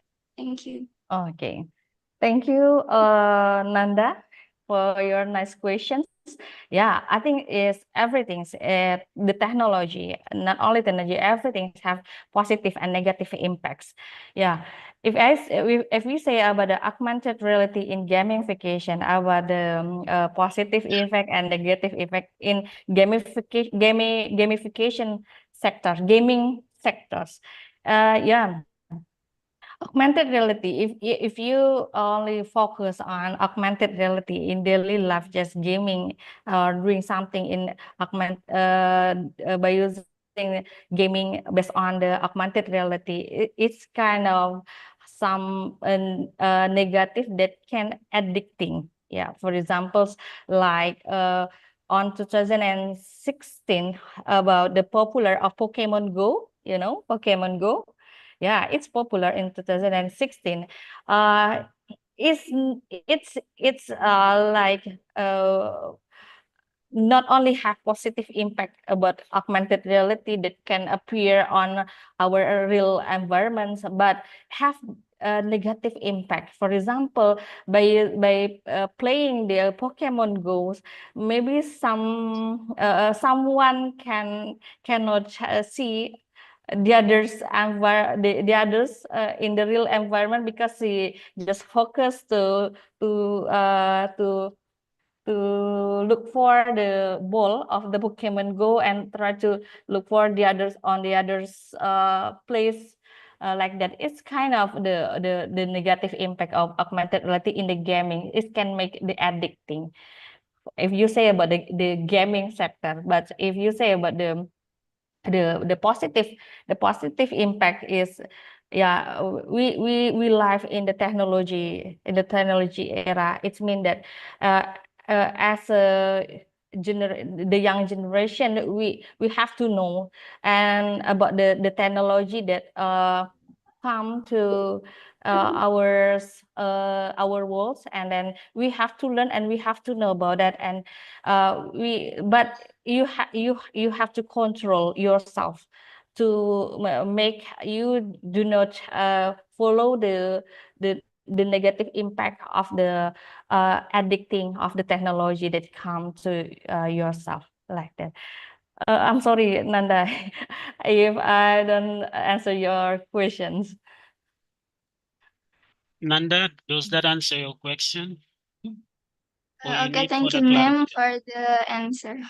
Okay, thank you, thank you. Nanda. We have about 4 minutes, so there are 2 more questions. I think those are the last 2 questions for you today.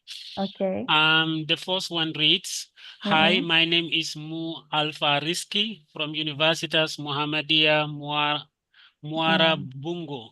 Yeah. My question is, how can AR help students develop spatial awareness and problem-solving abilities? Thank you for your time. Okay. Thank you, Alfa Rizky. Okay.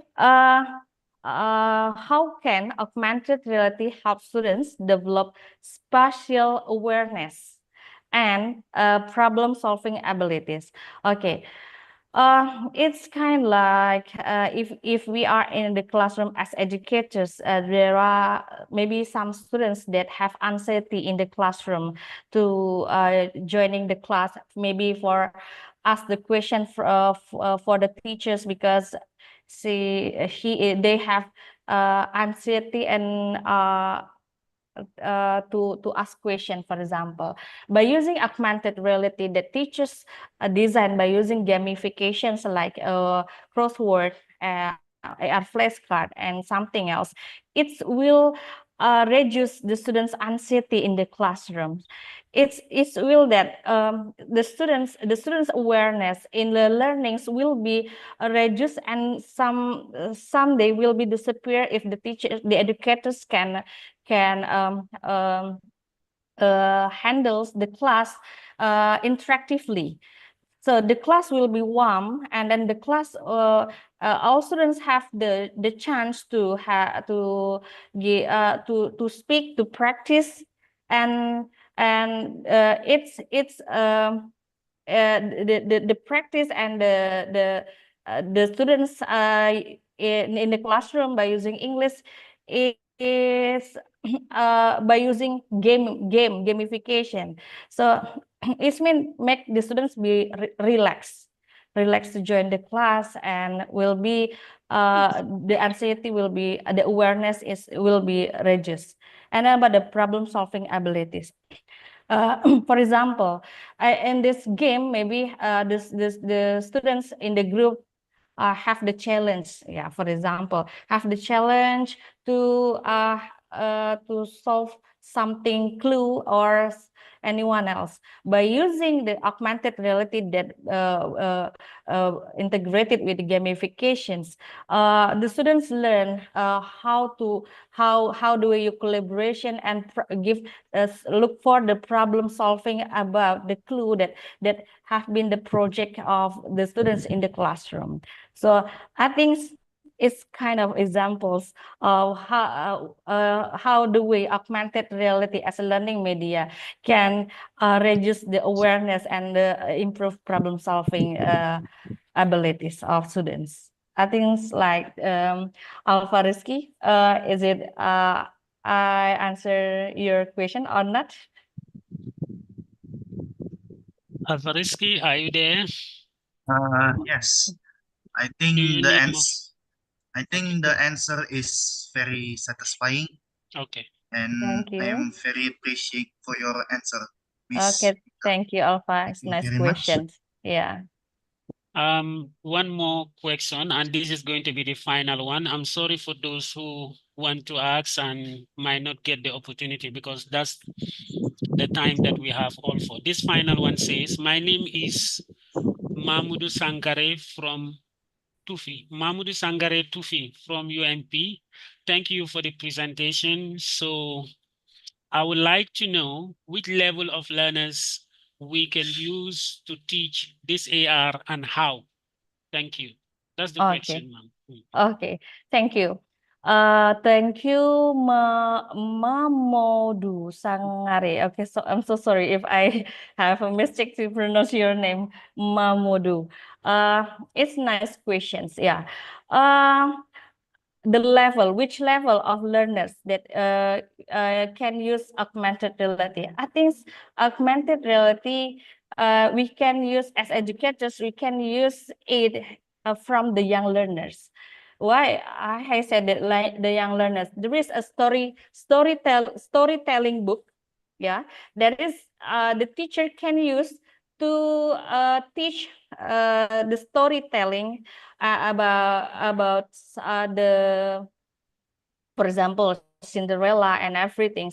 And this book use integrated with the augmented reality. When the teachers read the story about the Cinderella, for examples, and then the students have enthusiastic, because the students not only listen the story by the teachers, but the students can see the visualization of the story on the storytelling book. It's mean that from the young learners levels, it can use the augmented reality. Even from the young learners until the higher students, you can use the augmented reality. It's just the educators can modify or design the levels of the topic or the materials based on the level that they need. For example, like that, if the for young learner, you just the simples or the story that for children's, and then for the senior high school students, maybe you use for the materials that it's included on the curriculum on the senior high school, for example, like that. And then for the higher education, maybe you can use augmented reality more the higher level than the senior high school before, like that. So I think augmented reality is relevant in more on the young learners level until the higher education levels, like that. Okay, thank you, Mamudu. Hopefully it's answer your questions. Mamudu Sangare, I think yeah, thank you. Thank you very much. Okay, thank you. Thank you, guys. Thank you, the participants. We are so impressed with your questions, and that is what we have got time for. And on that note, we are going to close this session. And I want to say a very big thank you to Ms. Winda for sharing your valuable insights with Thank us you, Mr. on the Mahmoud. role of AR. Yeah, I thank truly you. believe that this is something that is going to help us to reflect on our teaching and learning practices. So on that note, before we close this session, I would like to give you the opportunity to maybe say your last words. Okay. Oh, I'm gonna give you. Okay. Yeah. Maybe closing remarks. Okay, thank you, Ms. Mahmoud. Okay. My closing statement is just keep learning every day and everywhere. Just like this. Oh, okay. Thank you, Ms. Mahmoud. Thank you so much. Yeah. We really appreciate your time and then the knowledge that you have shared with us. I believe that this is going to be something that is going to help us in our future teaching and learning. Ladies and gentlemen, now we are going to move on to the final session. And I want to, first of all, confirm whether Dr.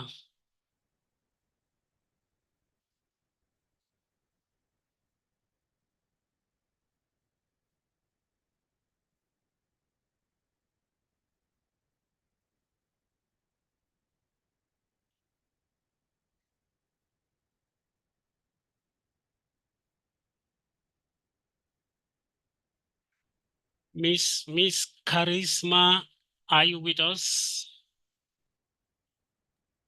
Yes, I am, Mr. Mahmoud. How are you? I'm fine, thank you. How about you? I'm great. Thank you very much. It's good to have you in this event, and we are very honored. Thank you so much for joining, and I hope you're ready to share with us, one of the most important and interesting topic that is a present topic in nowadays teaching and learning. Ladies and gentlemen, we are going to have this final speaker, Ms.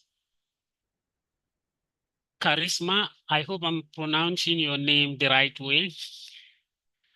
Ms. Charisma will discuss differentiated learning, perspective of English teachers.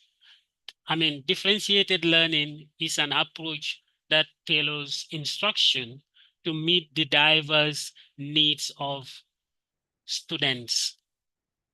Ms. Charisma will share insights from English teachers on implementing this strategy effectively, focusing on addressing varied learning styles, abilities, and interests.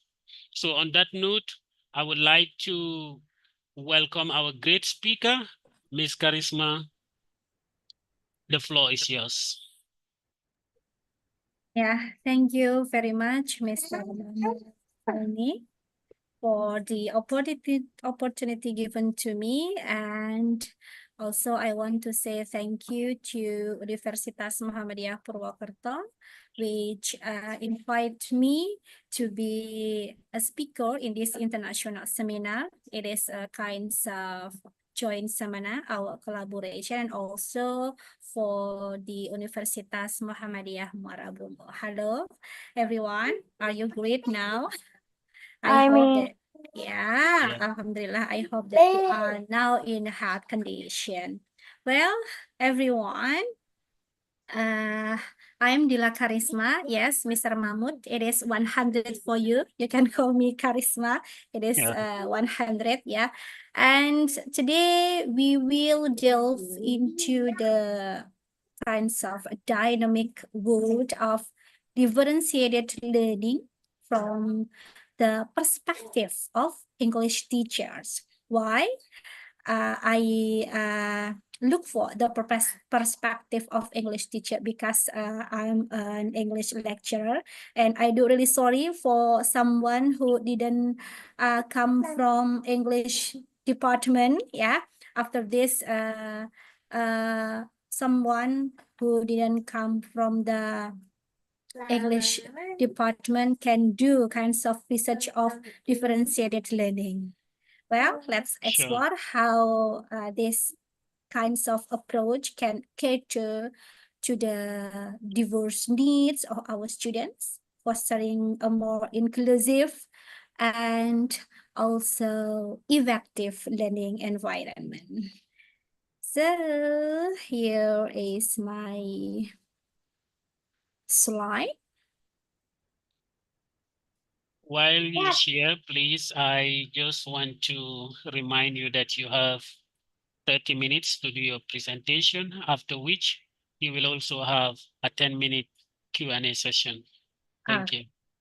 Okay, thank you very much, Mr. Mahmud. I think it is not more than 20 minutes in my presentation. Oh, okay. Yeah. That's good then. Yeah. Well, wait for a minute. Is my voice clear, Mr. Mahmud? Yeah, very Well, clear. Okay, here is the, so what is the differentiated learning? Yeah. Asking this question, I think I have remembered about my class when I taught in elementary students years ago, long years ago. I found that my students who learned at different paces or prefer different styles of learning. And then, so talking about differentiated learning, yeah, it is an approach, kind of approach to teach that tailors instruction to all students' learning needs. And then what about the instruction? The instruction varies based on students' interests and then preferences, strengths, and struggles learning. And in short, we can say that differentiated learning, as Dr. Sylvia Bhatti last said, refers to learning experiences in which the approach or the method of learning is adjusted to meet the needs of individual students. So it is often used along with individualized or adaptive learning. And it is kinds of key aspect about the differentiated learning, yeah, versus we talk about student center, yeah, and then the second is flexible approach, and the third is collaborative environment. Talking about student center here, it tailors instruction, addresses individual learning styles, strengths, and also needs. Actually, everyone, by recognizing that students are recognizing this, yeah, about the style, learning style, strengths, and also needs, it means that the students are unique. Yeah, our students are unique and have distinct preferences, abilities, and challenges when it comes to learning. And talking about the flexible approach, the number 2 here, it offers various activities, resources, and assessment methods to engage our students. You know that flexible approach, everyone, in teaching, yeah, flexible approach in teaching involves providing a variety of activities and also resources and also assessment methods to cater to the diverse needs and preferences of students. Basically, this strategy recognizes that students learn differently, of course, and may excel in different types of tasks. Then what about the number 3? It is a collaborative environment. Yes. It means that can encourage students to support each other, fostering a sense of community. You know, everyone, that collaborative environment in education promotes, you know, what is teamwork, yeah, and mutual support among students. Also, creating a sense of belonging, yeah, and community within the classroom.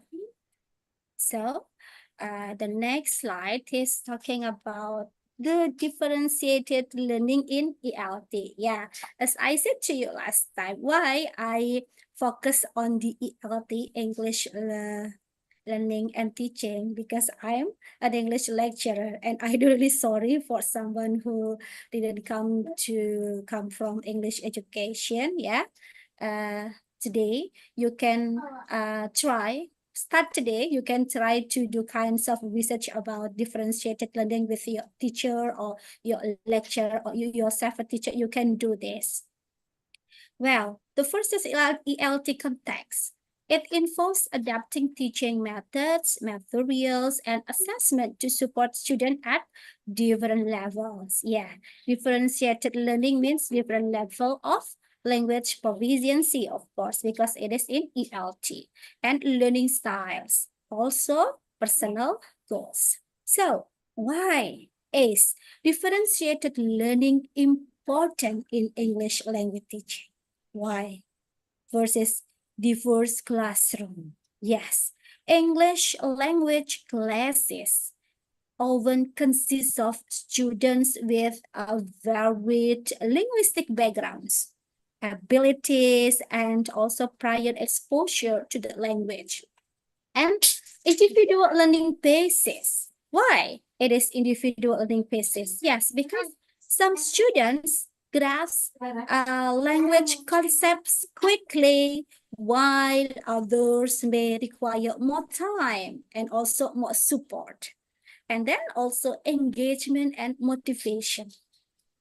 Tailored instruction helps maintain student interest and encourages active participation. And talking about 21st century skill, yeah. Differentiated learning, everyone, promotes the students' critical thinking. You know that critical thinking is one of 21st century skills. Not only that, also collaboration and creativity essential for modern learners. And areas in applying differentiation learning in ELT. The first is content. It means that the teacher can modify what students learn based on their proficiency level, and also the process. It means that the teacher can adjust how students learn by incorporating in different activities. And the third is product. What about the product of the student? For example, the teacher can allow students to demonstrate learning in a varied ways. For example, some write essays, while other students present verbally or create multimedia project as like Ibu Wina presents last time. And then learning environment. You know that creating flexible classroom setups that support collaboration and also independent work. So here we go, guys. I have done with my interview to the third English teacher. The first is English teacher from junior high school, and then the second is English teacher for senior high school, and also the third is English teacher for vocational school. So I asked about the challenges and also the strategies in doing differentiated learning in ELT. So here is the perspective of junior high school English teacher. Here is the challenges. There are 3 challenges based on her experiences in doing differentiated learning in ELT. The first is about cognitive and emotional development, and also language gaps, and then short attention spans. Why cognitive and emotional development? Yeah, junior high students, we have understood that they are in their formative years, needing activities that balance challenge and support. And then language gaps. The students of junior high school provide targeted support for struggling readers and foster a love of reading. And then short attention spans. Yeah. Teach various writing genres and provide personalized feedback to improve writing. To make the short attention spans productive, yeah, the teacher use kinds of writing genre and essay, and then also give feedback to improve their writing. That here is the strategies that use the junior high school English teacher. The first is gamified learning, yeah, and then simplified scaffolding, also multisensory approaches, then collaborative activities. Nah. And I'm sorry, gamified learning. It is kinds of fun learning, yeah, as like Ibu Winas presented last time, talking about augmented reality. Oh, the English teacher should try this kind of gamification, yeah. And then simplified scaffolding, yeah, provide sentence starters, vocabulary banks, or graphic organizers. Also, for example, using kinds of sentence starters like the main idea of the story is, for example, and then multi-sensory approaches. It combines visual, auditory, and also kinesthetic activities. For example, in listening, Nggak ada pakai bahan lagi lah. Kan kami lah apa kemarin tuh? Yang wadah dapat tuh. yeah, for example, itu yang wadah tahu yang kata dengan itu. Miss Kok banggaan Mulan, can you nelponnya. please mute your mic? Miss Mulan. Dear participants, please mute your mic while the presentation is on. Sebentar. yeah. So, in multisensory approaches, everybody, the teacher can combine visual, auditory, and also kinesthetic activities in the teaching and learning process. For example, in listening activities, listening to a song also provide with the lyrics, so someone or the student who like reading, he or she can read the lyrics and also performing a role play. And then for collaborative activities, it encourage group work to foster teamwork and create learning. For example, in what's it that? Jigsaw activities where each student contributes a piece of the puzzle, or maybe understanding a dialogue. It can be used to teach in differentiated learning in ELT. And here we go, the challenges from the senior high school English teacher, everyone. First is about the academic pressure. Why academic pressure? Yeah, students in senior high schools often prepare for standardized exams or university entry. Yeah, because they prepare to go to the university, yeah, requiring a focus on grammar and reading comprehension and also essay writing. And the second is diverse language proficiency. Diverse classrooms often include students with very varying levels of English fluency due to their prior learning experiences. Yeah, for example, in our campus in, it is not the state university. So our student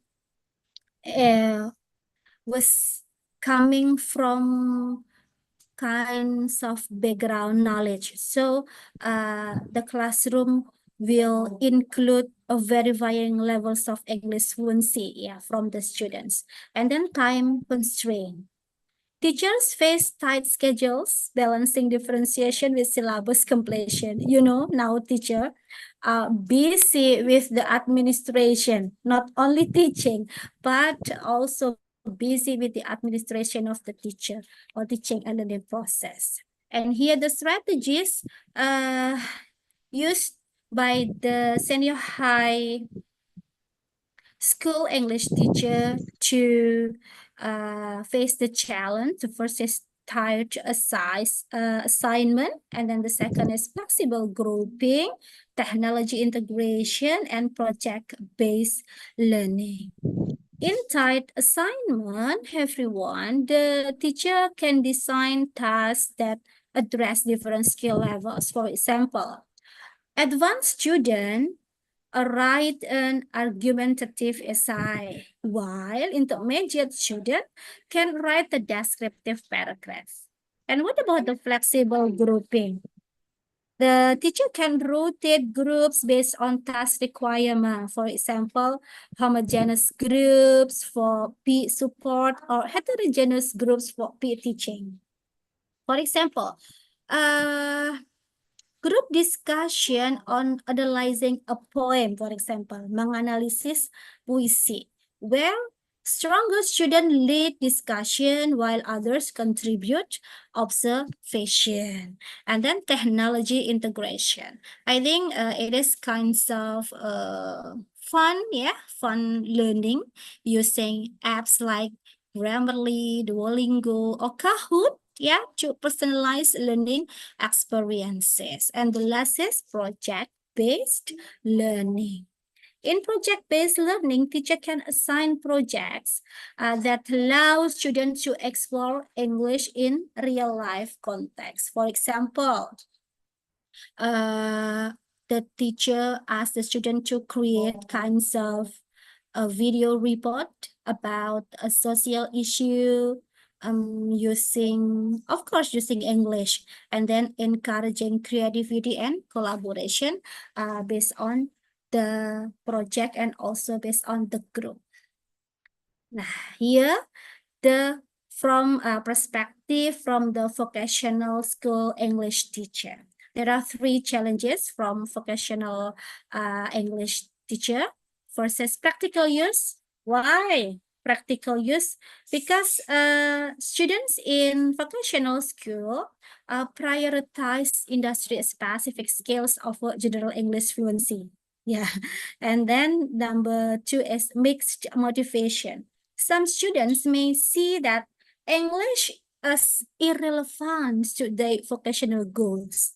So I think teaching English is a kind of hard thing. And then number 3 is limited resources. Vocational schools often lack advanced materials tailored to English in specific fields. And then here are the strategies used by the vocational school English teacher to face the challenge of differentiated learning in ELT. The first is the teacher use task-based learning. Yeah, it means that the teacher align tasks with vocational needs. For example, practicing writing business email because of it is the vocational school, so the writing is not kinds of writing your hobby. For example, it is writing business emails for office administration students, yeah, or role playing customer interaction for hospitality students, and also use of authentic material, yeah. Incorporate real-world resources like manuals and then job application or workplace dialogue.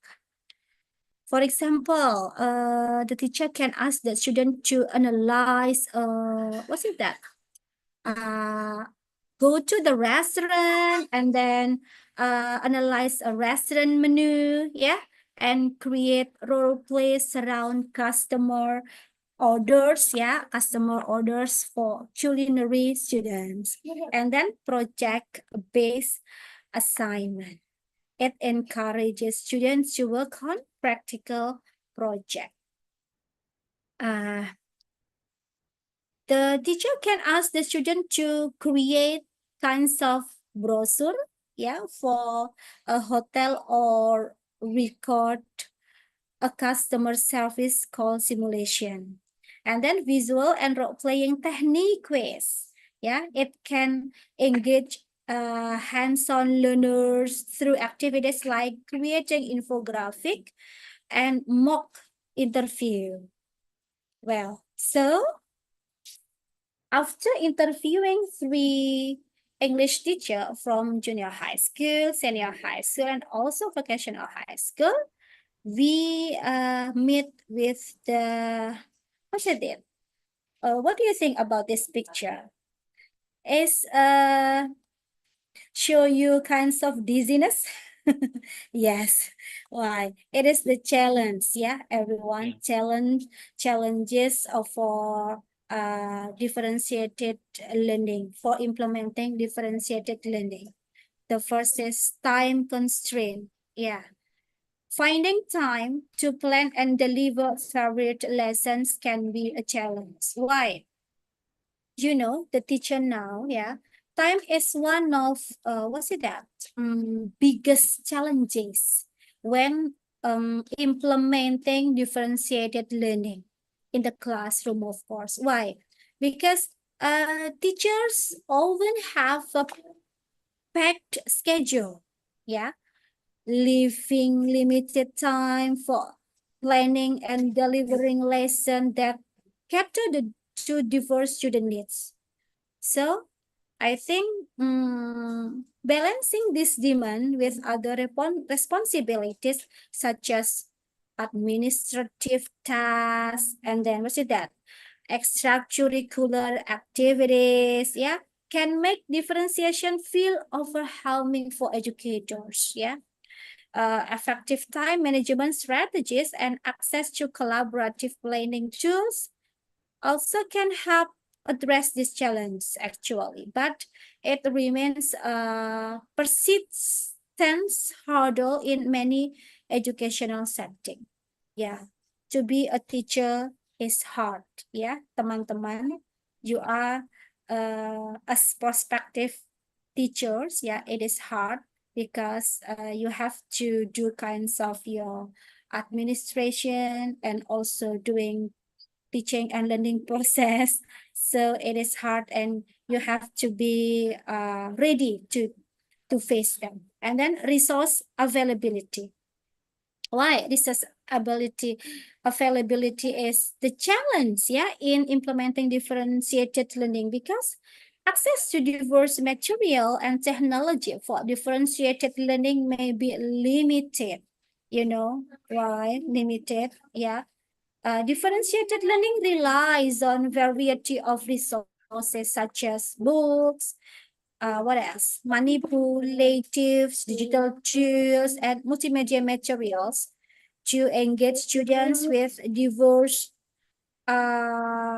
interests and also abilities. Yeah. Without this, without the resource, teachers may struggle, to provide meaningful, not only meaningful, but also, what is that?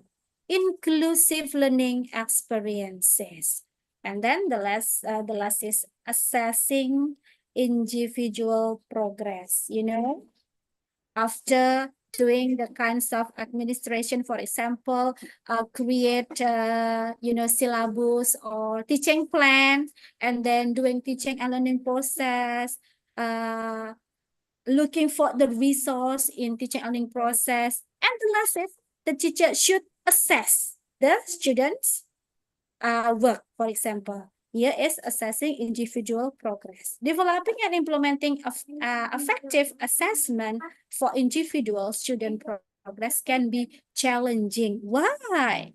Because assessing individual progress in a differentiated classroom, everyone, can be complex and time-consuming, probably. Yeah. Traditional assessments such as standardized tests often fail, to capture the nuanced growth of students with varying learning needs. And then teachers must design flexible assessment methods that accommodate different skills levels, and also not only skill levels, but also learning styles of the students. And here are the strategies for effective differentiated learning versus student-led learning, and then flexible grouping and tied assignment.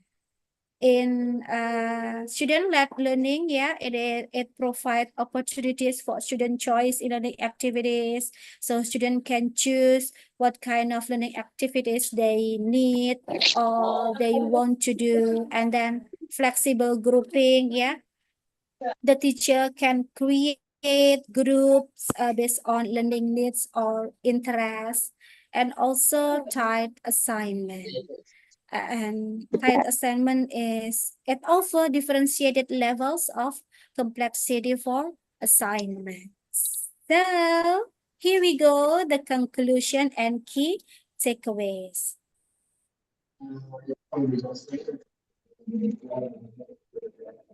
Yeah, sorry, it is the conclusion and key takeaways, everyone. So what is differentiated learning?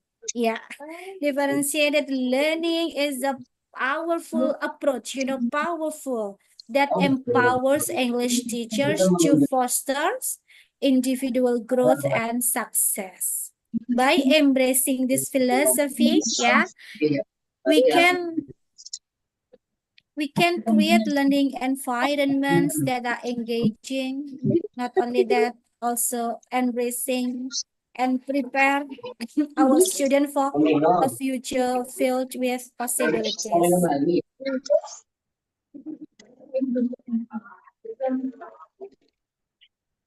Intan, can you please mute your mic? Yeah, and then I ask you for the prospective teacher, let's continue. Continue what? Continue to explore innovative strategies and adapt our teaching practices to meet the ever-evolving needs to our diverse student population. Are you ready, everyone? Of course, you have to be ready. Thank you. This is the last of my presentation. Thank you so much. Exactly 30 minutes. So I Most commend you welcome. for your time management. Once again, thank you, Miss Dela Charisma, right, for that insightful presentation.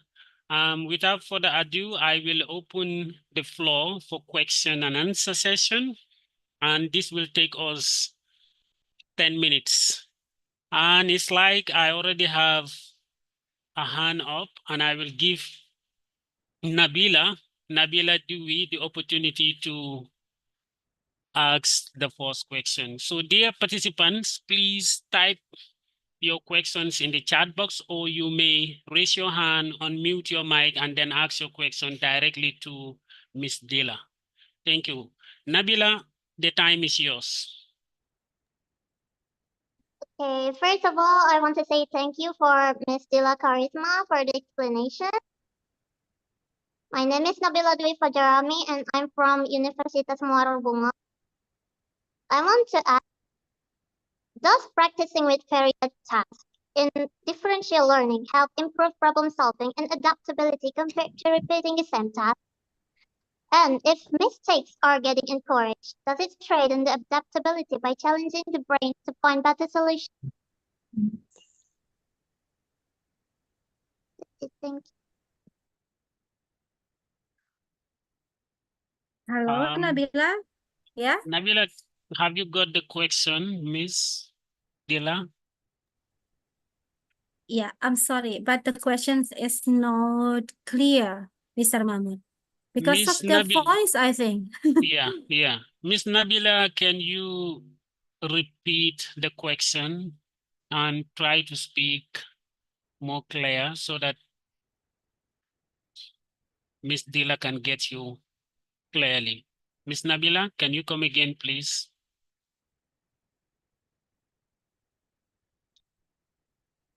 Miss Nabila, can you hear me? Okay. I think the question is in the chat box. Let me read it from there. My name is Nabila Dwi Farajahmi. I am from Universitas Muaro Bungo. Those practicing with varied tasks in differential learning help improve problem solving and adaptability compared to repeating the same task. Those practicing with varied tasks in differential learning help improve problem solving and adaptability compared to repeating the same task. And if mistakes are getting encouraged, does it strengthen the adaptability by challenging the brain to find better solutions? That's the question, Ms. Dila.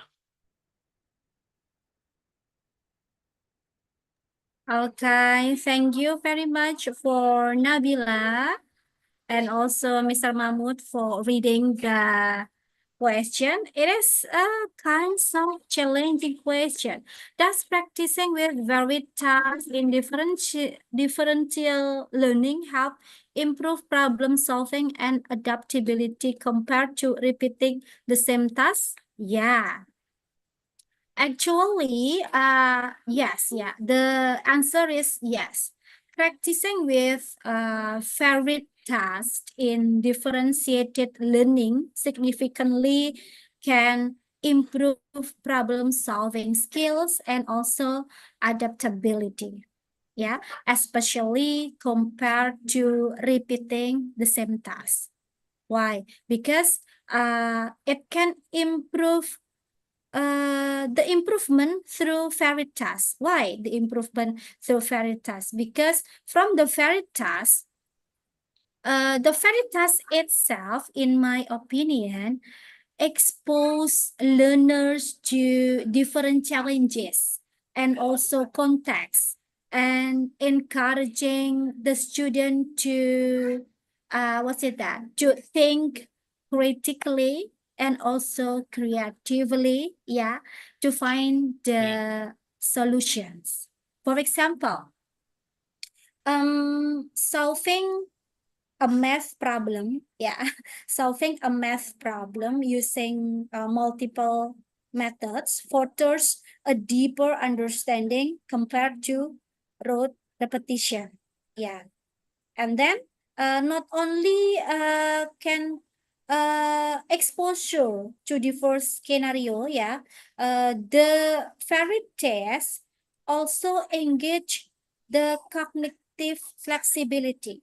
Why? Because engaging with a range of activities trains the brain to switch between different approaches and also perspective. And not only that, it can enhance adaptability. Student can learn to transfer skills from one context to another. And also a vital trait for real world problem solving, I think. And the second question is about Does it strengthen the availability yeah, to challenging the brain to find better yeah. solutions? And if mistakes are getting encouraged, does it strengthen the adaptability by challenging the brain to find better solution? Of course, yes. Yeah. Encouraging mistakes as a learning tool, yeah, yeah. By encouraging mistakes as we can learn, yeah. Encouraging mistake is learning tool. Why? Mistakes, we can say mistakes as growth opportunities.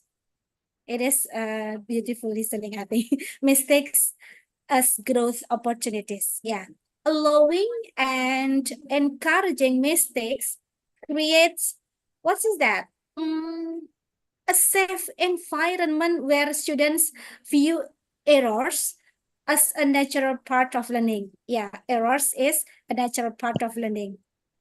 When learners analyze and correct their mistakes, of course, they engage in metacognition thinking about their thinking, which strengthens their problem-solving abilities.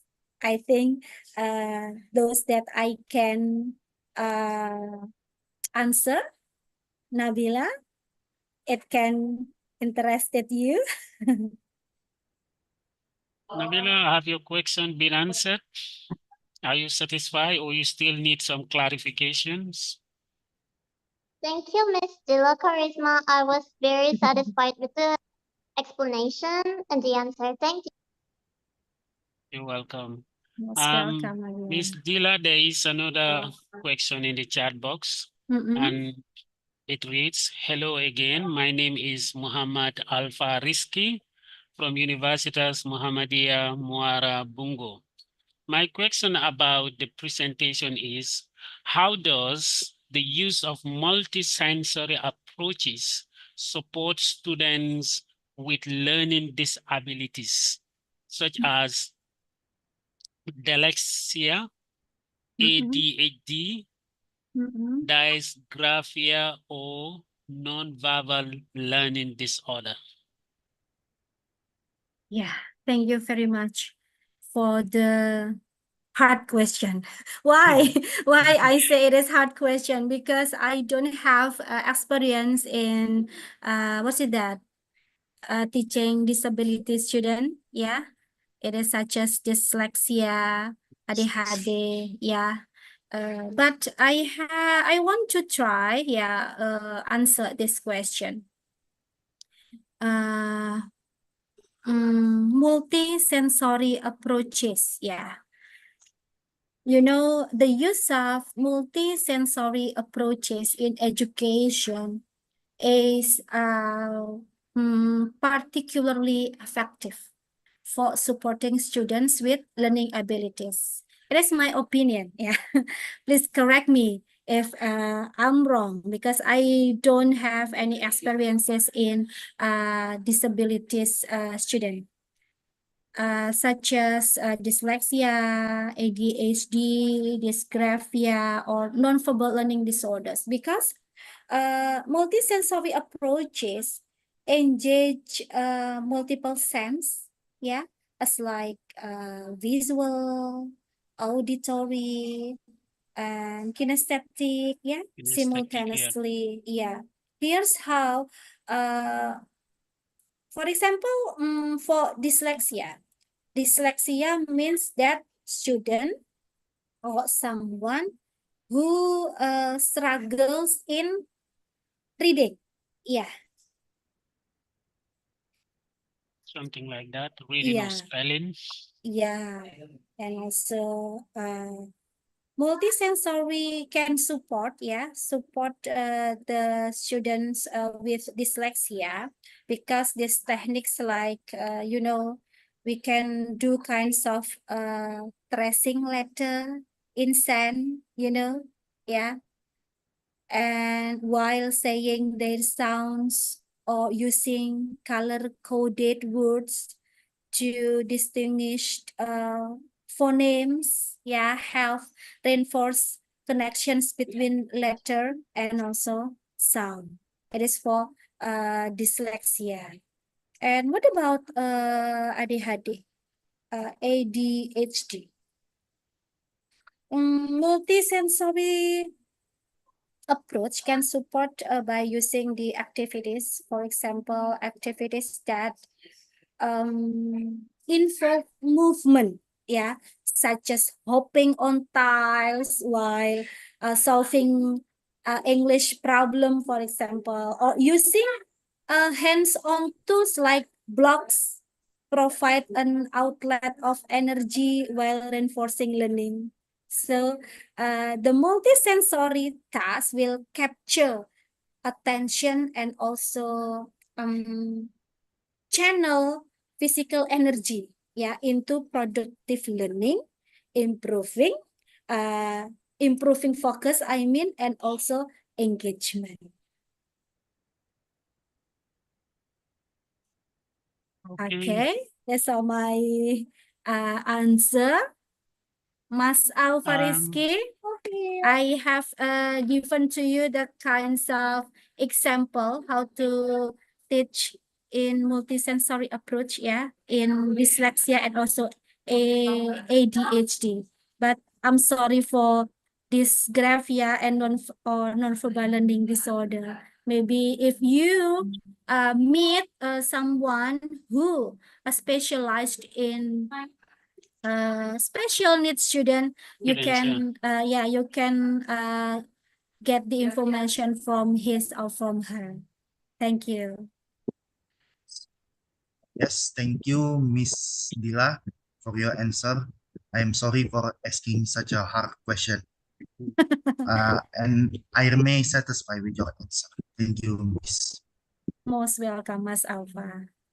Okay, guys, thank you so much, participants, for asking your questions, clearing your doubts.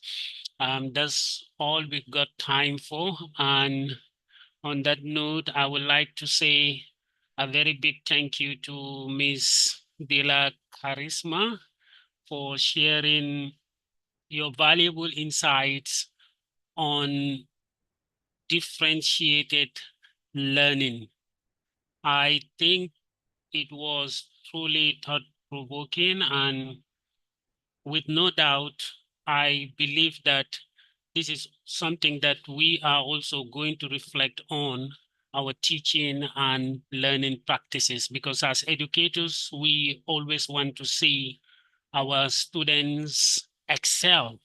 I mean, their success is our success. So obviously anything that is going to bring about excelling them in their academics or helping them to reach their full potentials, obviously it's very, very, very important. So on that note, we thank you so much for the time and for sharing with us such an interesting and important topic. And for that being the case, I want to give you the opportunity. Maybe you want to, say a closing statement or maybe your last words.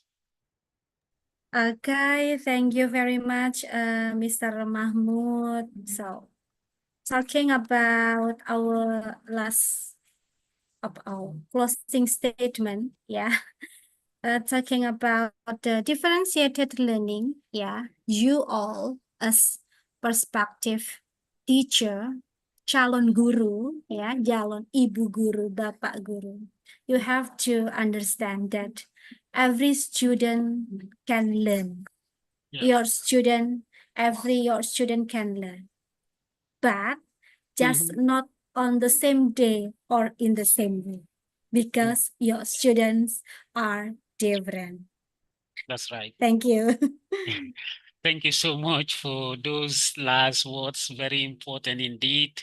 They are different, so therefore they have different abilities.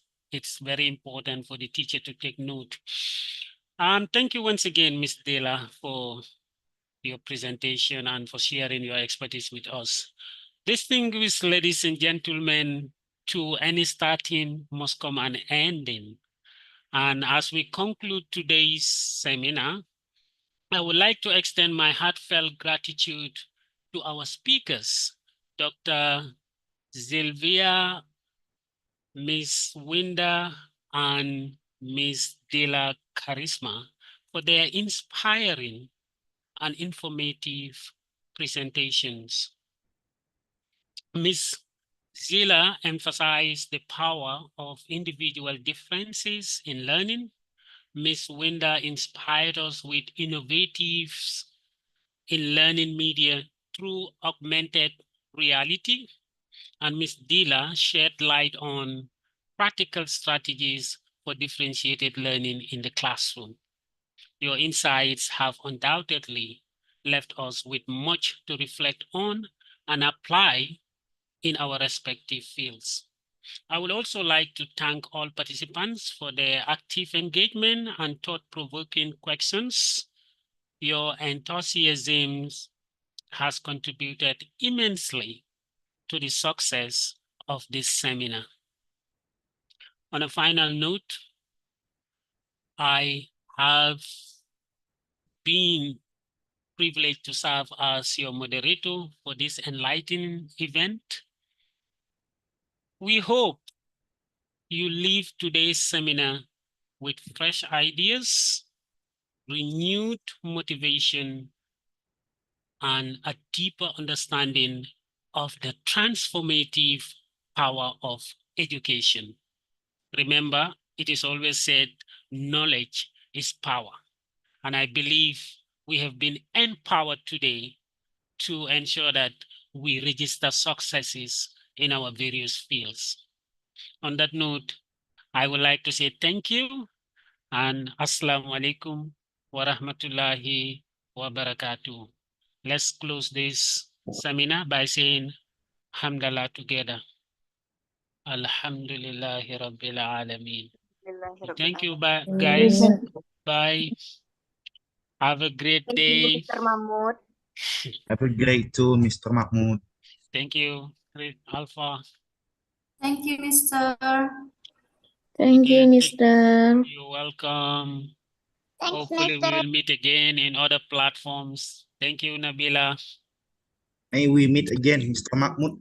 Inshallah, we will, Alpha. Enjoy the rest of your day, guys. Bye. Bye.